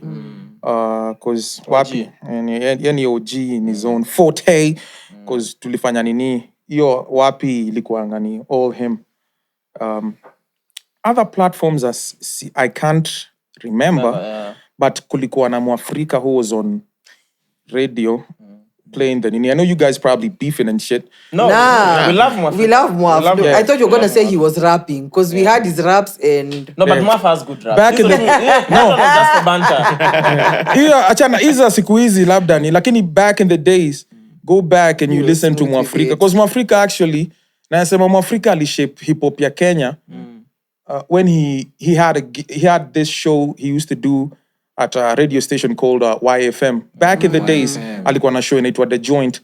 Mwafa alifanya wasee wakaanza kusikiza underground hip hop. Before that, we only knew about G Unit, 50 and Jarul and nini. But tukiingia kwa Afrika, I'll say some names that you're probably not even familiar with. But tukaanza kusikiza kina Acrobatic. Tukaanza common mnamjua, si ndio? Tukaanza Commonly crossover. Alikuwa Common. mainstream. Say tukaanza kusikiza akina Acrobatic, tukaanza kusikiza akina who else was there, Buddha? Because there's a whole lot of names, man. Underground hip hop. Hebu nipatieni jina moja mtu underground hip hop. Dufla. Wewe. Utachapwa wewe. Mtu utaniniwa manzejo. But kulikuwa na akina Rakim. Kuna akina Rakim. So basically alitu educate about the basics of hip hop. But big shout out to Dufla na Imbanga Rego. Ushasikia sauti yake? Unasoma no. Sawa. Yeah. Akina Talib Kweli there you go, akina Mos Def. Akina Mos Najua. Def. Yeah. So Mwaf alitu introduce kwa hiyo. Me before that I had no idea about the underground hip hop scene. And then ndo nikakuja hata kulearn about mambo za freestyling. That's all Mwaf. You gotta give him his flowers. Shout out to the legend, man. Najua hapo lazima nitamrespect hata juu ya event hiyo. yetu yenye ulikuwa unasema ya juzi Mwaf pulled up to our game, man. So shout out to Mwaf. Always. Ndo hiyo sasa. But yeah, hakukuanga na zibio ya Mwaf ndo unaweza kumbuka. Kwa radio walikuwa wacheza ngoma zetu. Yeah. So then does your beef with Octo begin at WAPI or after WAPI? Ya Octo ilikuwa ni WAPI. I said WAPI, but then even after WAPI ilikuwa ni WAPI tu mambo za ku freestyle battle, but after hiyo hata iliisha. Ikaisha. Of course kulikuwa tu na ile atmosphere, yani ile cause of what transpired, the freestyle battle thing and then me winning. But it wasn't that serious because he had already moved on with his life, with his career, and he was doing big moves and making big moves. Mimi bado hata Octo aliniacha bado nikiwa na nikirap wapi, unaona So hiyo ilikuwa ni hapo. I think ilikuja tena ikaanzishwa hapo kwa wakati sasa mimi nilianza pia kuingia kwa industry. Tulianza kuingia kwa industry, so that came up.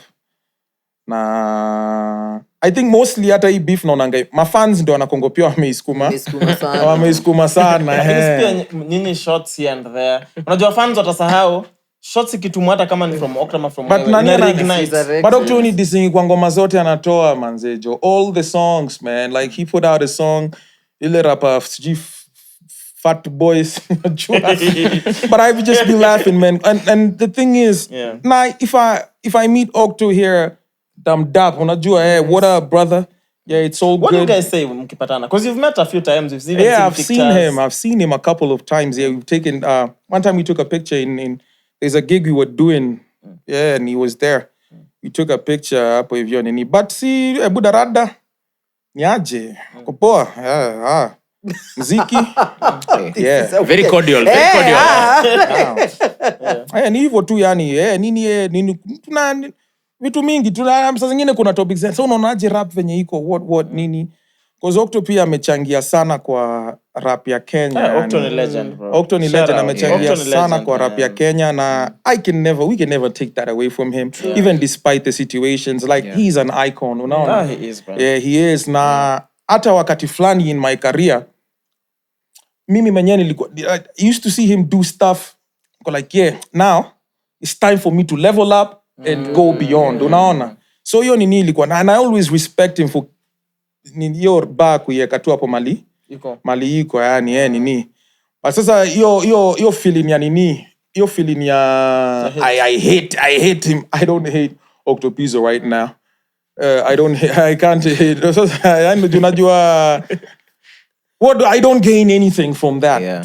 It does not add anything to my career at this point, yani ati me beefing with Octo. But then I sometimes, because rapping is a sport that it electrifies a lot of people, they'd want to put that up with you on the forefront. Say, hey, Khali is going against nini.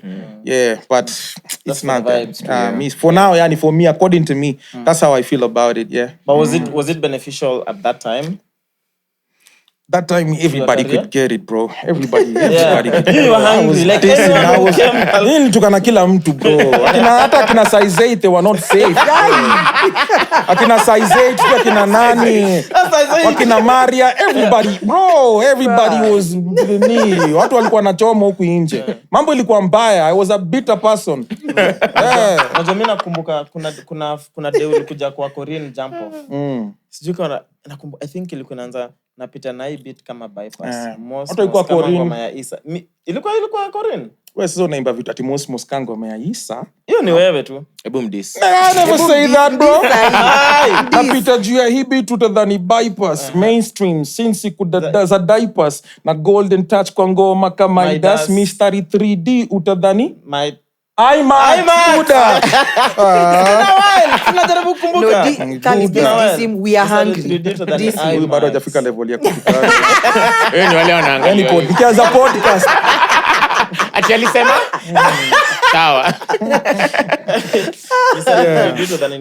In fact, I'm going to look for that clip. Uzuri, there's the video on YouTube Yeah, you still. can up always Yeah, there. it's there, it's out there, yeah. Big Homeboyz walitupatianga platform your time.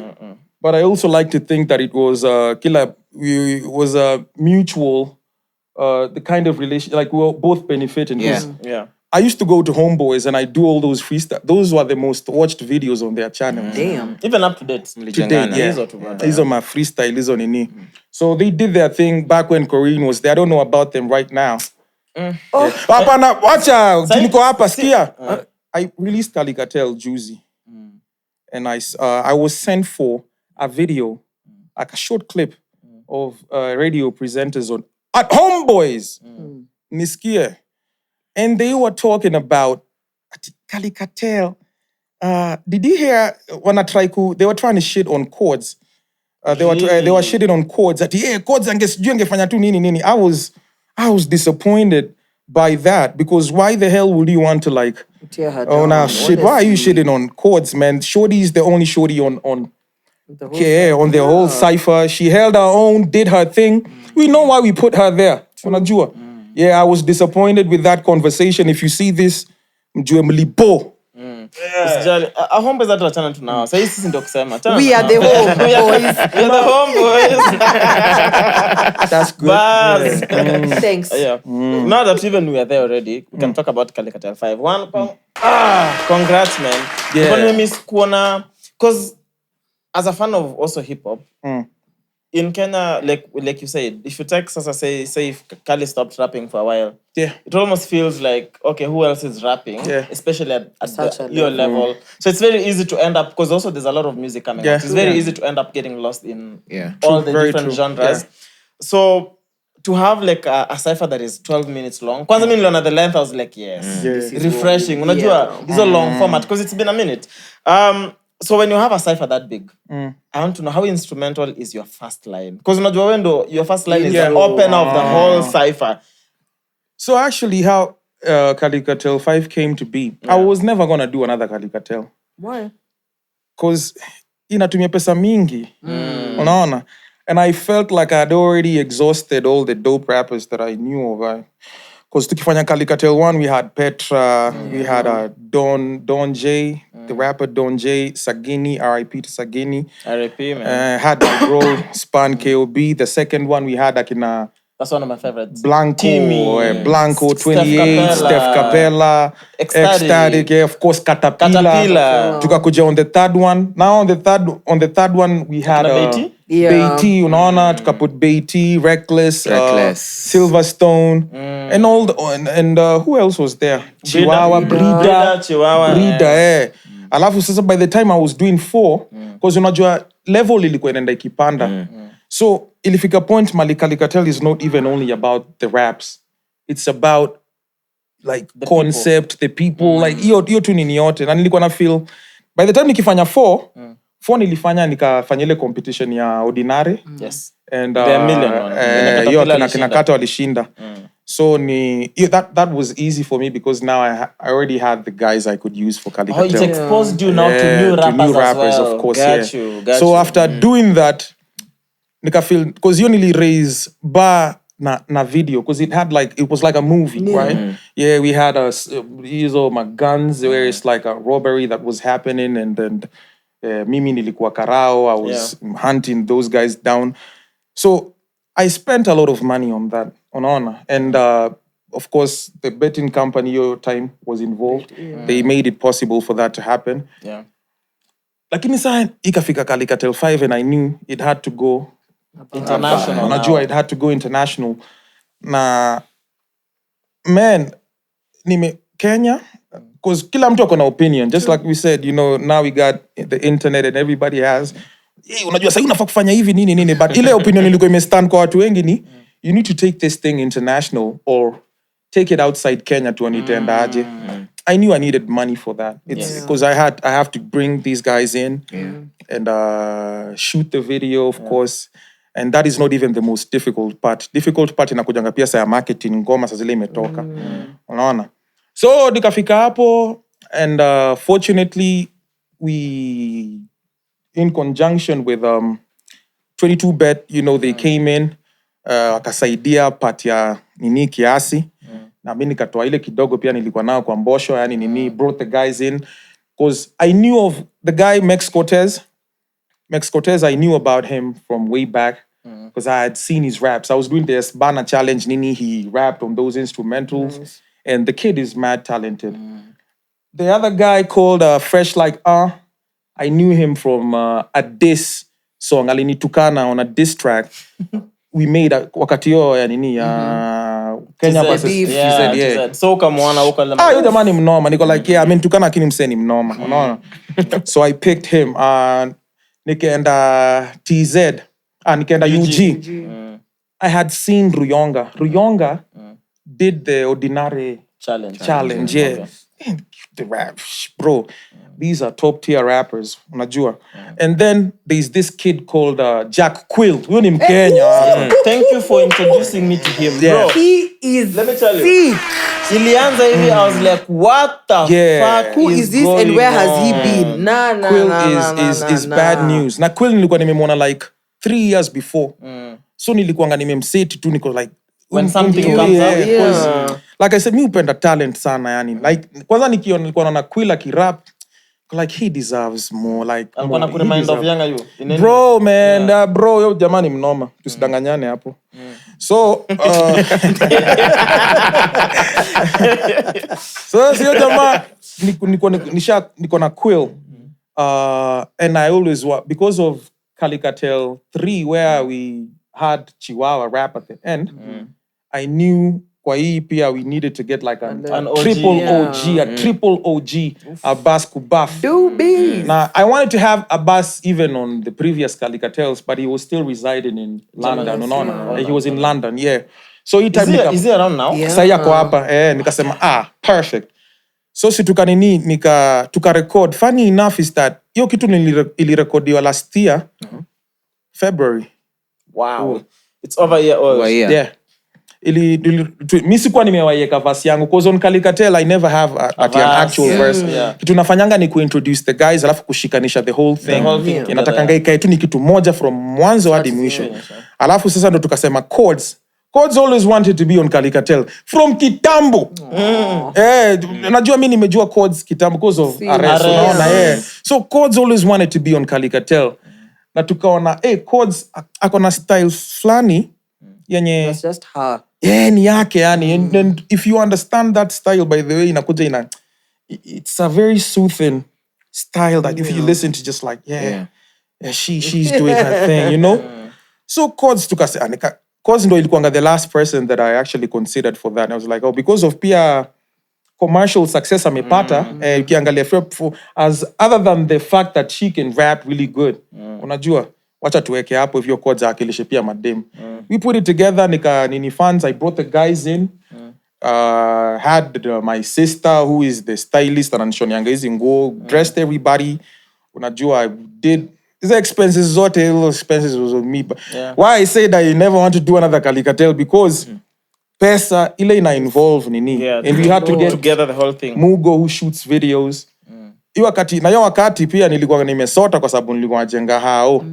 So sikuanga na doya like ningeweza kuspend on lakini sasa venye ilikama at the right time because venye tume drop how many views right now?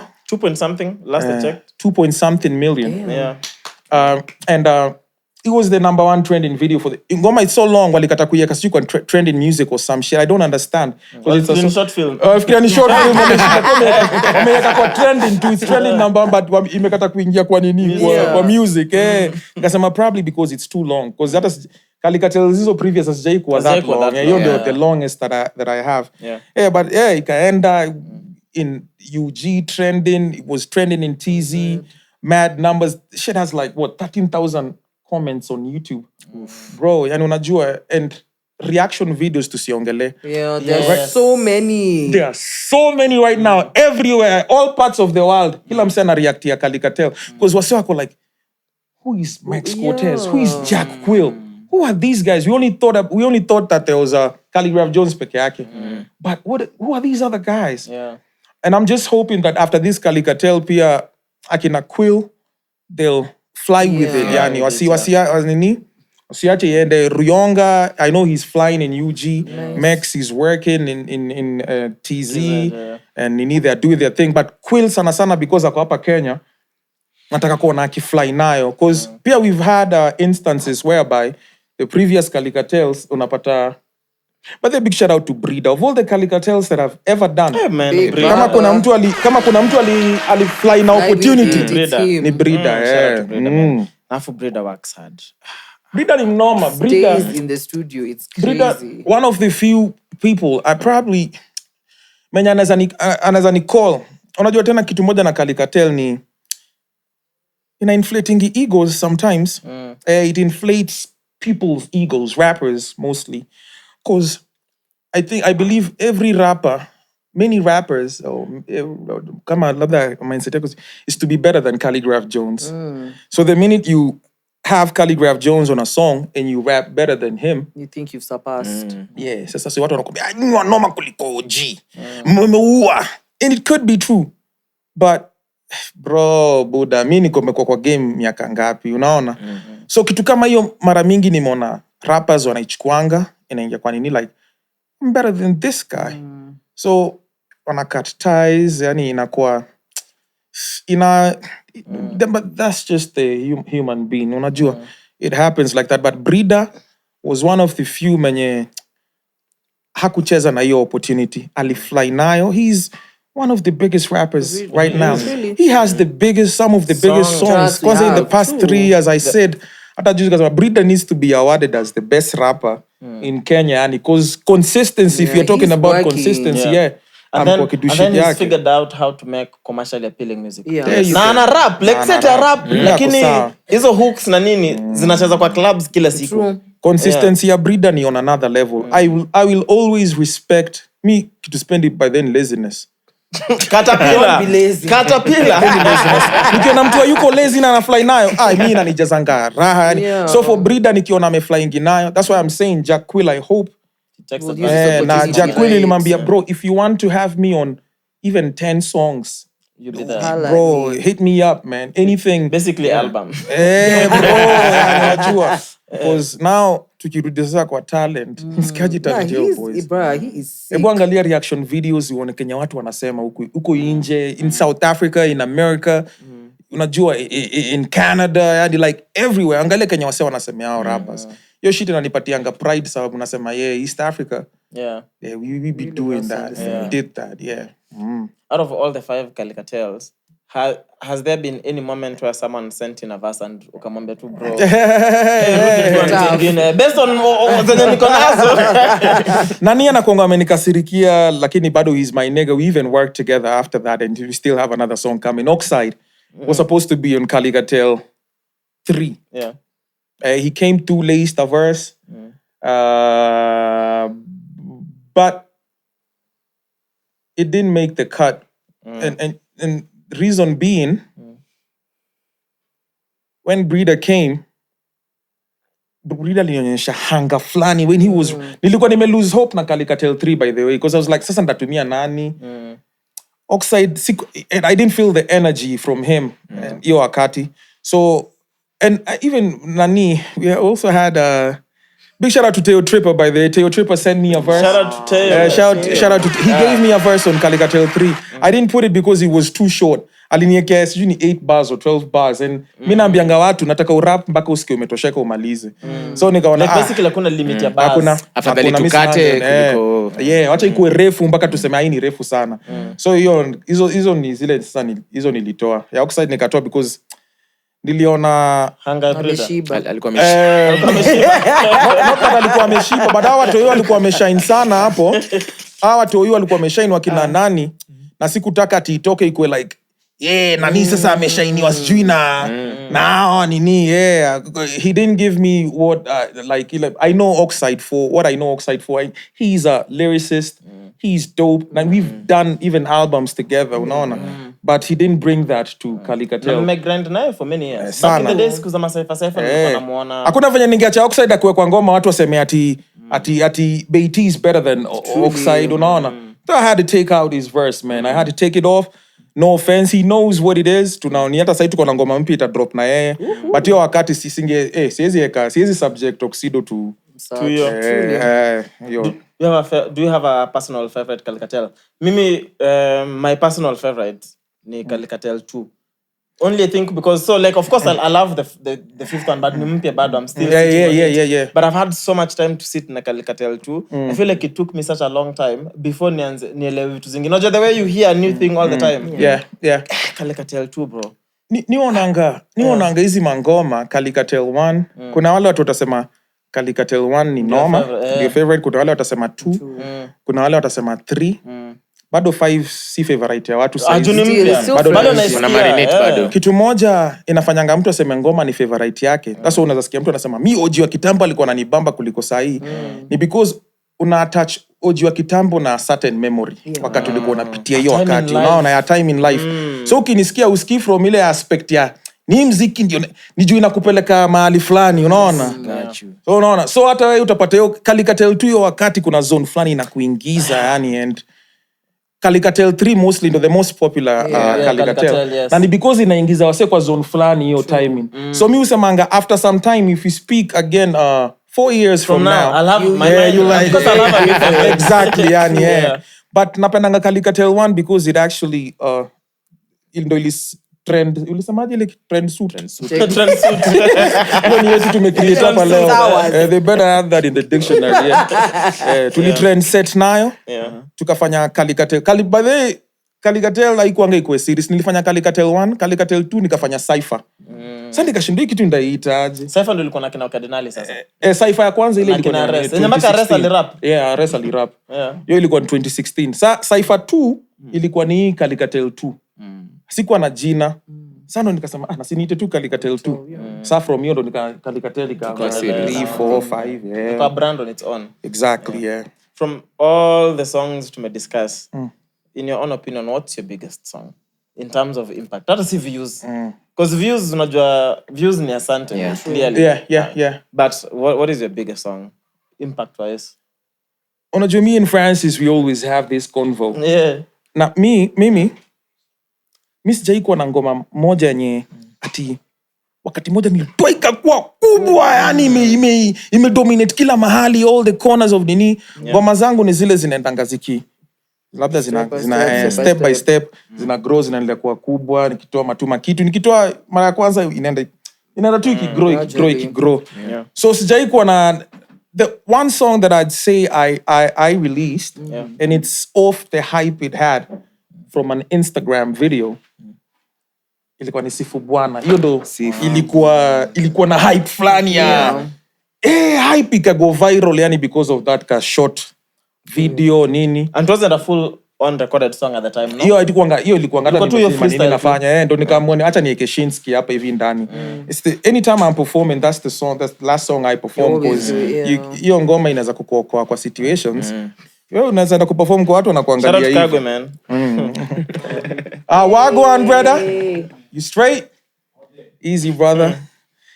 Huyo ngoma unaweza enda kuimba kwa mahali vingine, unaweza kuperform, ushaenda kuperform. Watu wanakuangalia hivi. Sasa unasema, "Wait, kimeumana." Cheza Sifu Bwana. Ekeni mkono hivi. Sifu Bwana. Ngoma yani always inasaidia but mi ngoma zangu zimekuwa tu zote ni kama zinapanda. Zinaendelea zikigrow. Exactly. That's why niko na ngoma zangu zingine hazina the most views on YouTube. That's why pia usemanga I'm not a YouTube artist. But ground wasa wanazijua. Bro, tumefanya shows hii Kenya na imeni bring back to this point that I wanted to put across from the beginning of this interview. performance. We have evidence. Ask these other guys, where are the videos zenye wanaperformingi wakienda nini? I have hundreds, probably And even you post all the time. all the time nikiingia stage, I don't even gotta say shit. Yeah. OG. Because ya impact ya ground. Hiyo ndio kitu ilifanyanga nikajuanga. By the way, ngoma saa zingine views unaweza kuwa nazo mingi. But ground ni different. Unaona? Watu wengine mimi najuanga wakiingia kwa ground, they really fuck it up. Ni Wakadinali. I think audience ndio you are performing.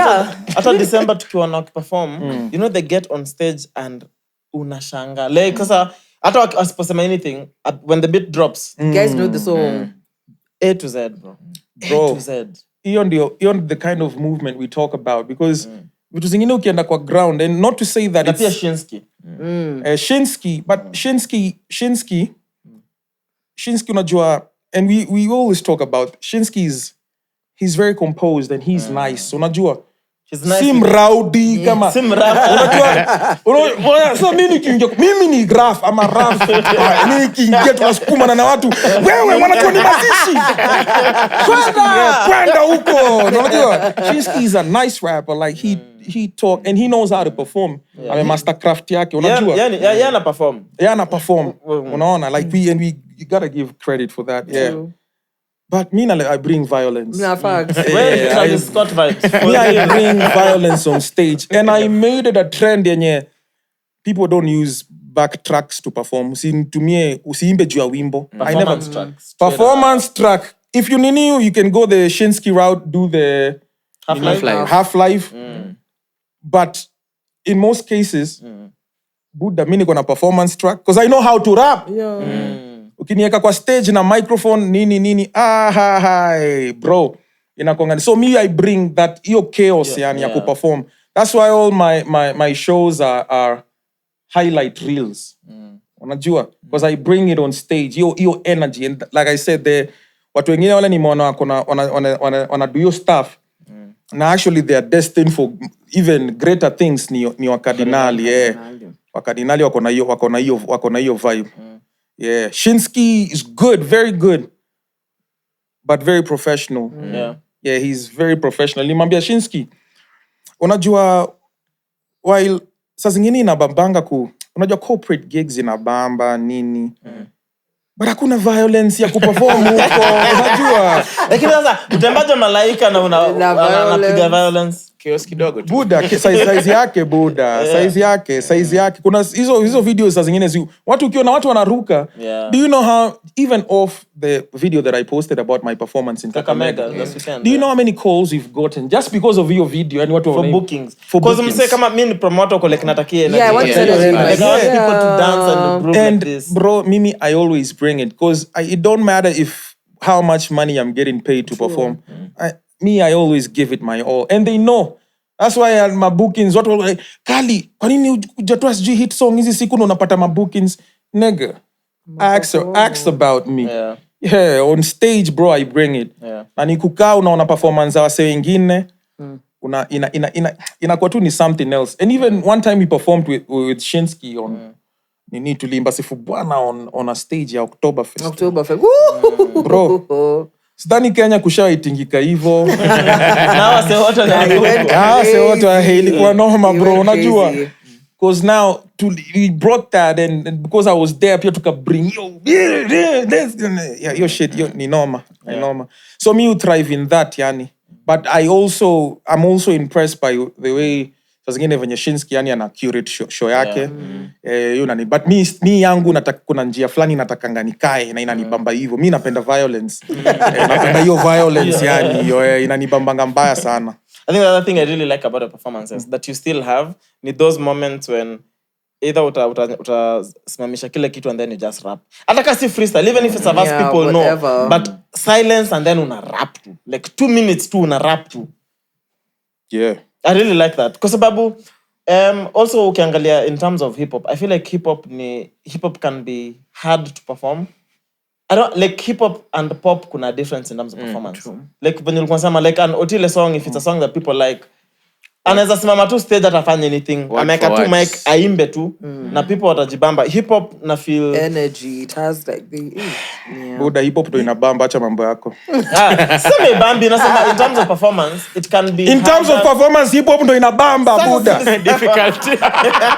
Wewe, Sijakatai bambi. hiyo ndo inabamba, Buda. Si tuko kwa ground. Tuingie kwa ground, nani Buda. amesema ibambi? Let them bring their songs they're singing with the let me bring my raps, nigga. You gonna see what happens. Yeah. Hip hop ndo inabamba, hip hop ndo inashika, bro. That's why akina Furthermore na uwa mashow, Buda, huku hivi nje. Not that they are rappers that wanafanya hip hop, but the fact that you're rapping, yani, The style is just rap. hip hop inabamba, Buda. Kwa stage, kwa nini, big shout out umeona kina nani wa highlight reel. Mandi hata kipiga show. We Brida, witnessed highlight it reel. Saru. on Saturday. Saru, highlight reel. Buda, trio. Buda, niju kurap kwa stage inabamba. Hawa se wote wako kwa crowd, wanapenda kuona watu wakirap. Unajua? Bro, mambo ya kuimba saa ingine kaeni nao huko, Buda. Mambo ya kuimba acha nani kuja hapa aitetee. Anaita Diana kuja atetee kuimba. Mimi niko hapa kutetea rap. Ile point nilikuwa nayo niko tu like. No sema. Mona huyu kijana anaitwa Toxic Lyrically. Yes. From Kayole. He's Wewe another pia one. ni mshamba, Chaxy. Sasa mimi ni mshamba tena. Kwani ukiaje Toxic, Buda? Huko kwa ground, Chaxy. Sasa siko ground, siwezi danganya. Hakuna Inakubali. ngoma gani yenye nipige? Akona ngoma inaitwa Chinje. Yes, just No, I'll check him out. Go and check him out. But wewe sijamuona. Numbers wise, yeah, saizi. he's one of the guys who's doing really numbers, good like good in terms of numbers, yeah. Can hip hop like Bro, He's a bro, rapper, bro, rapper. Buda. Na ametoka wapi? Oh, you're lit. 1960, baby. Wait, so apart from yeye na wewe, is there anyone else wa Kayole? Yeah, wengi wako huko. Master VK. Master VK wakina Iano. Huyo pia ni wa Kayole. Kuna jamaa fulani tu, hiyo ni wa Oyole. Uko na mbogi gani ingine manzejo? Kuna tu mbogi fulani nilikuwa ngarudi huko Matopeni huko. Watu wa Kayole wanajua nikisema Matopeni. Lakini Kayole iko na wasee, Buda. Lakini for now Toxic ndo ameshikilia kwa street rap. Saizi I think yeye na Wakadinali wanakimbizana hapo hivyo, kwa hiyo nini? Basi masikio Ni yangu. mbaya. Jamaa anapiga hardcore, tulikuwa naye Kakamega. Anaimba hivi kwa stage, watu tu wanarap hizo lyrics. Na unajua si Shembe tengili inapigwa hapo, bro, si ile ya kawaida. Ni Shembe Kakamega wana Ni Italiano kumbe ni Ray. noma sana. Yeah. Then fame for you, because I feel like I learned so much just observing you become just famous and blow up. Yeah, ile okay. So si lazima, because mimi unajua before hapo nilikuwa nafanya industry night, so nilikuwa club sana. Ile like okay, so si lazima Tuesday uko hapa, Wednesday uko hapa, Tuesday like uko too accessible. You know, how did you manage to navigate fame at that point in your career earlier on? Ama tu ulikuwa masota tu. So uko na pesa ya kwenda Skylax. Buda di fair. Uko na fair kwenda huko tena, ukienda huko. Unaambiwa ununue drink, Buda. Drink ni 250. 250 hiyo imenilisha siku 3 ama 4, bro. 250 ni bia. Na niyo ni bia, Shika mzinga 20. Nyinyi mzinga hizo hata mimi nilikuja kujulia huku nikisha hit. Nijua kwa mzinga. Mimi kwa jonga tu Taska Pilsner, hizo ndo watu wanakunywanga huku hivi nje. Mimi sikuwa iko najua hizo nini zingine yani. Yeah. Na tena lakini tena mi ukinijua mi sipendi kukua mali watu wako unless inabidi nikuwe hapo. Hata ni rarely utapatana na mimi huku nje unless inabidi nikuwe hapo, because pia imefikia point mali I can sit down with people but I don't know what to say to them. Unajua inakuwa tu ni mambo ngumu kuongea, so mimi kama siko garage natengeneza magari zangu na manini kwa site na ama nafanya biashara zangu. So I don't meet up with a lot of people unless it's required. Yeah. Unajua yuaya tajiri? Yuaya na mnauo, si ni ule jamaa watendawili. Yaya venye alikuja hapa alisema kila siku mkipatana backstage Biena na muintroduce tu ni Yaya ni Reta mnoma. Unaitwa nani gathee? Na wewe ni nani gathee? Anasema tu oji kila siku tukipatana. Na wewe ni nani gathee? But big shout out to Yuaya. Ni wanoma watendawili, man, they are doing their thing. I didn't know about him until one time I came across a video on Instagram And I didn't know he was a rapper too. Hey, man, Yeah, Ghana he's drop actually bars, been rapping of late. And he has a very, very good pen. Yeah. Unaona? Niko like, oh wow, okay. So ndo mimi nikakuja kujua kumbe huyu jamaa, huyu Mori anakuanga kwa tendawili pia. Nikamwambia matoti. Like, kadhaa pia anaimba. Pia anaimba. Ni kama kuimba ndio secondary. But ni mnoma. Talent iko hapo. Ni mnoma sana. Alafu pia kuna ananifananianga na BN pia kidogo in some way. You think so? Hata mimi wana his mini BN in a way. I think so. Yeah. I also think so. I see that kabisa. From writing to music, shout out to BN. OG, BN. So, I want to talk about a few remixes. Sababu pia kuna mangoma zenye ulibari. Kuna remix ya Da with Nandi. What a mess. Calligraph John. Waliandika Calligraph John kwa video. John. Yeah. Iyo. Then now you know Rostam. Akienani na you know. Mbono, cause Khali kuimba. Unakumbuka kuna track yako fulani inanikumbusha kitambo ilikuwa inaitwa Mario. Bro, mimi naimbanga. Unakumbuka Mario? Kuna ngoma yako ama si Mario? Ama inaitwa ngapi? Lingala, ile ngoma yako ya Lingala ilikuwa inaitwa nini? Si ni Mario. Ni Mario. Si ufanye album ya Lingala? Wali mimi ni ya tajiri. Wanishasema unaka kama defao. Might as well just finish it. Yeah, big foundation. Yeah, but yeah. Because even up to now, I don't know, I feel like I'm trying to remember why I saw you perform it. When it comes on, wase wanajua ngoma sana. Sana. And it's such a sing-along. Ilikuja kuhit afterwards 10 years later, bro. Because I think thinking Nadia has also done a Yeah, Mario amefanya version. rendition yake. Yeah. But yangu ndio kusema bado. Mbako, yakati ilikuwa na video. Haikuwa Back in the day. Haikuwa na video, sikuwa na pesa ya video buda. Mario ina video?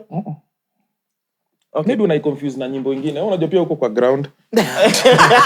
Wow. Haya. Kiboko remix, Masauti. Kiboko mlisikia hizo. Kwa nini watu waongeleanga hizo vocals zangu? No, but honestly, that was good. Napenda vile. I was singing like a bitch. No, that was good. Kuna imba. Hata Kasabun.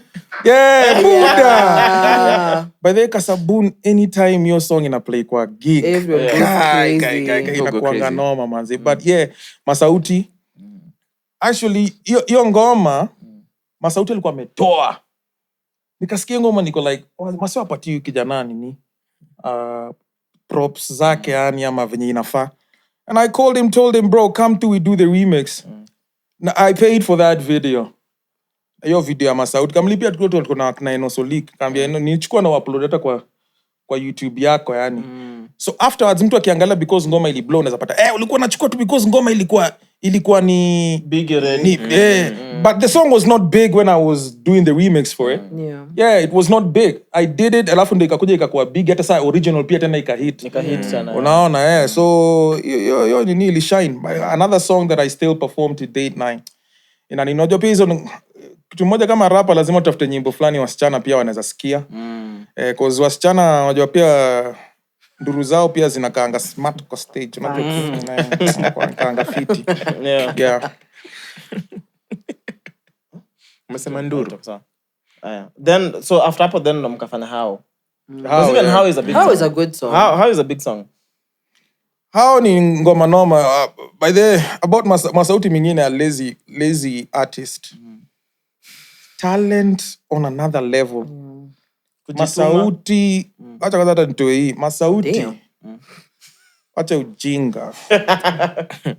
Unafanya nini hiyo talent yote umenini? Bro, jamaa enda ukaangalia. Ana release, how often does he release? Like, there's a new track in it. Was it Tina or something? Ebu angalia kama ana push. How many times do they post it on Instagram? Umeona tangu nitoe Khali Kartel, go and count the number of posts I put up. Daily. Every Even day. stories. Bro, every day, every time. Wasanii, once umeget hype nini, unafikiria kuna hiyo stage fulani where you don't need marketing because the ground iko conducive enough to allow hiyo kitu unaona ina penetrate. Watu kuna wasanii bado wako kwa hiyo nini. Wakadinali right now they don't need marketing. True. Their song ikitoka inaingia kwa ground unajua nini? Nani Auto Toxic doesn't need any marketing right now. But then after some time of course marketing has to be. Hata Drake saizi anafanya marketing. Unajua marketing lazima ifanyike. Hata Beyonce, hata Burna Boy. Beyond Wote wana everybody. market. Because ukisha nini fulani say itabidi now you have to use money for the song to blow up. Like money has to be spent. You have to post about it every time. Masauti, they are going to release a song today. Put one post up on Instagram. Dance wakitingisha hizo vitu zao hivi. Alafu where they don't post about it again. It's like, nigga, who the hell do you think is gonna watch this? If you're not pushing your music. Sasa hatuna hiyo favor sahi ya nini bro. Sasa hizo ukisha graduate, hiyo ni ile umeingia form 1 sasa. Kuna ile uko class 8 unatesa. You don't have to, but ukishaingia nini, you have to put money and promote your music. And put Instagram post every time. Enda utafuta na kina Kolo wanaitwa Kolo Blue. Enda kwanza Masauti wewe ni nyimbo zako ni za kudansio na watu wanatingisha viuno. Enda ukutafuta na huyo kijana mdance huko mwekezo vitu kwa TikTok kama sijui ni wapi watu wanaziekanga. Unatoa ngoma umerelax. Ati mimi mwenye talanta mimi ninakuja. Come on bro. Post every day. Post every day. Mimi natoa ngoma bro. Nitaendesha magari kwa compound and the song is playing in the background because I know there are people who might not like what I do but wataweza sikizeo ngoma tu hata wakiona niko na pull some stunts in my compound unaona wako like let's listen to acha nisikie ngoma by the way lakini unaweka post moja mbili alafu una relax alafu unaanza kusema ati watu appreciate ngoma noma no wewe ndio uji appreciate ufanyi bidii alafu unaanza kulialia hapa ati Kenyan music they only support some people bra akina Fathermore anatoa ngoma anaweka mapost ngapi mingi buda kila saa wana dance wako huko na dance na vitu za TikTok wewe umekaa na hiyo talent yote uko nayo unafikiria ati sasa itajisukuma baadhi ya vitu zile itafanya fakari he nigga fakari he the last collaboration yes bana with your best friend legendary bien ako down kuna help and I'm saying lazima usaidie alikuwa solo your time upcoming artist bien lazima nisaidie but bien unajua bien is like at this Kenya right now as we speak the greatest artist the biggest let's know Boldman Jamako on another level and why we respect bien I mean number one thing bro ona mtu akona talent na bado anajua kujisukuma bien works hard jamaa anasukuma mboka jamaa akona talent na anajua kujipush in most cases or from my experience I know a lot of talented people but hawajui kujieka kwa forefront yani wajui kujisukuma it's a combination of both if you're talented and you know how to push yourself it's only success hakuna kitu kingine tunaongea kwa level bien amefika and it was bound to happen of course you know but the guy works hard the guy anajisukuma unajua na anajisukuma lakini kwa hawezi nifikia kwa rap mi rap kwa level yangu ya rap pia mimi najisukuma but bien is the biggest and I get so like what is this term that I want to use? Emotional. You're tripping on that one. Emotional. Nah, I can't be emotional. I can never simp. I can never be nini nganudia. Unajua? Mimi nafurahingi sana nikiona niko like wow. Umesikia story hiyo tu. Mimi nafurahi nikiona mtu ako na talent yani ana represent yani. Hiyo hata inanifanyanga niseme at least tuko na wewe mse hata kama mimi nafanya nini yangu hivi kifika kwa rap ukifika kwa nini it's not so lonely at the top bien is the biggest he's the you know unpopular opinion he might be of course one of the biggest in East Africa not East Africa Africa alishinda best male artist in East Africa in 2 weeks ago bro that is nothing he was ni yake of course but to know in East Africa he's the biggest but because kuna mambo mingi inaendeleanga huko kwingine wao wanasema sijui nani from where is the because yendo bro you saw what that nigga did on stage he knows how to perform anajua kuimba yani bro like tusidanganyane hapo pia ni mnoma yani and you always gotta Ali come through yes bana we made that bro yo ngoma anytime I get on stage pia Inaanzanga tu tin tirin.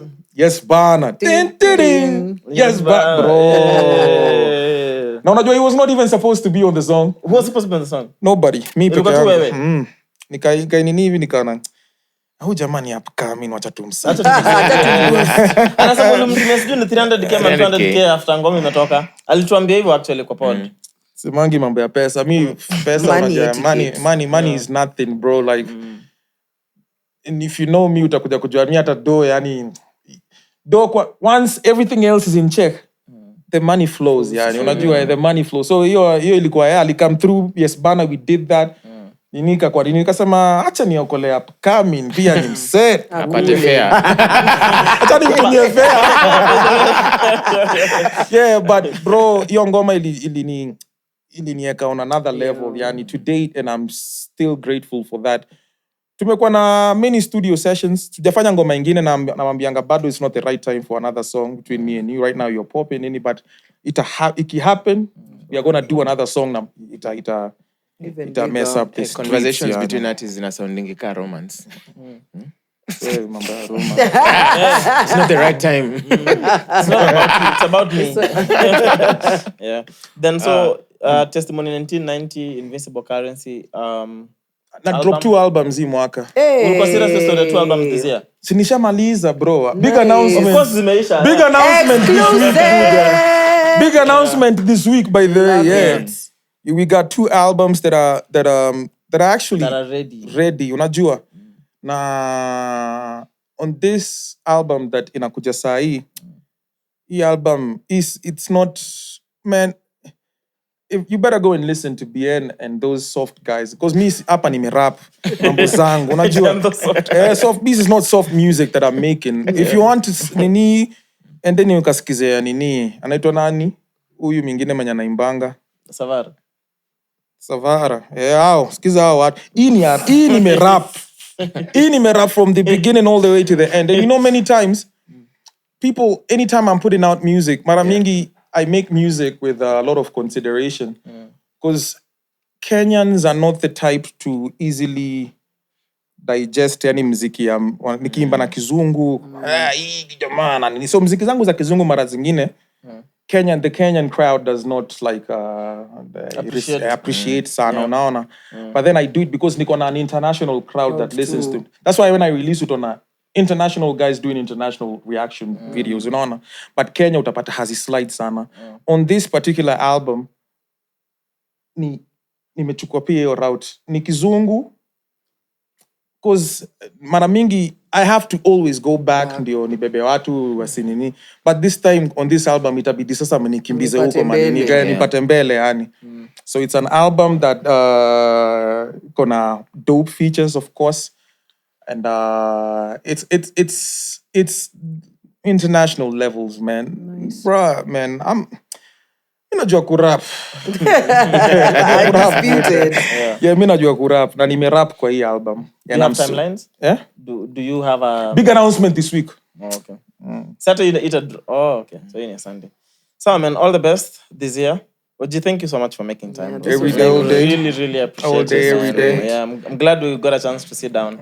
And chop it up. Because also definitely one of the most requested. Kila siku Oji. I'm like atakuja tu man. Atakam tu. Unaona tume break nini by the way this is the first interview that in a long time. Man. Yeah.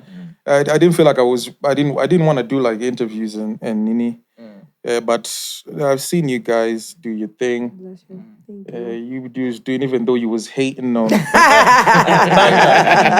Wasn't really hating, but yeah. But you guys, man, congratulations on your success with the podcast thing. Thank you. Mnadu nini poa sana hizi platform hata hii ni platform by then najua nimesema you should do a whole nini kunishukuru hapana mimi ndio nawashukuru yani thank you Jay. For this platform there's a lot of stuff we've talked about that see iko huko nje now they know man thank you so much na respect the OGs.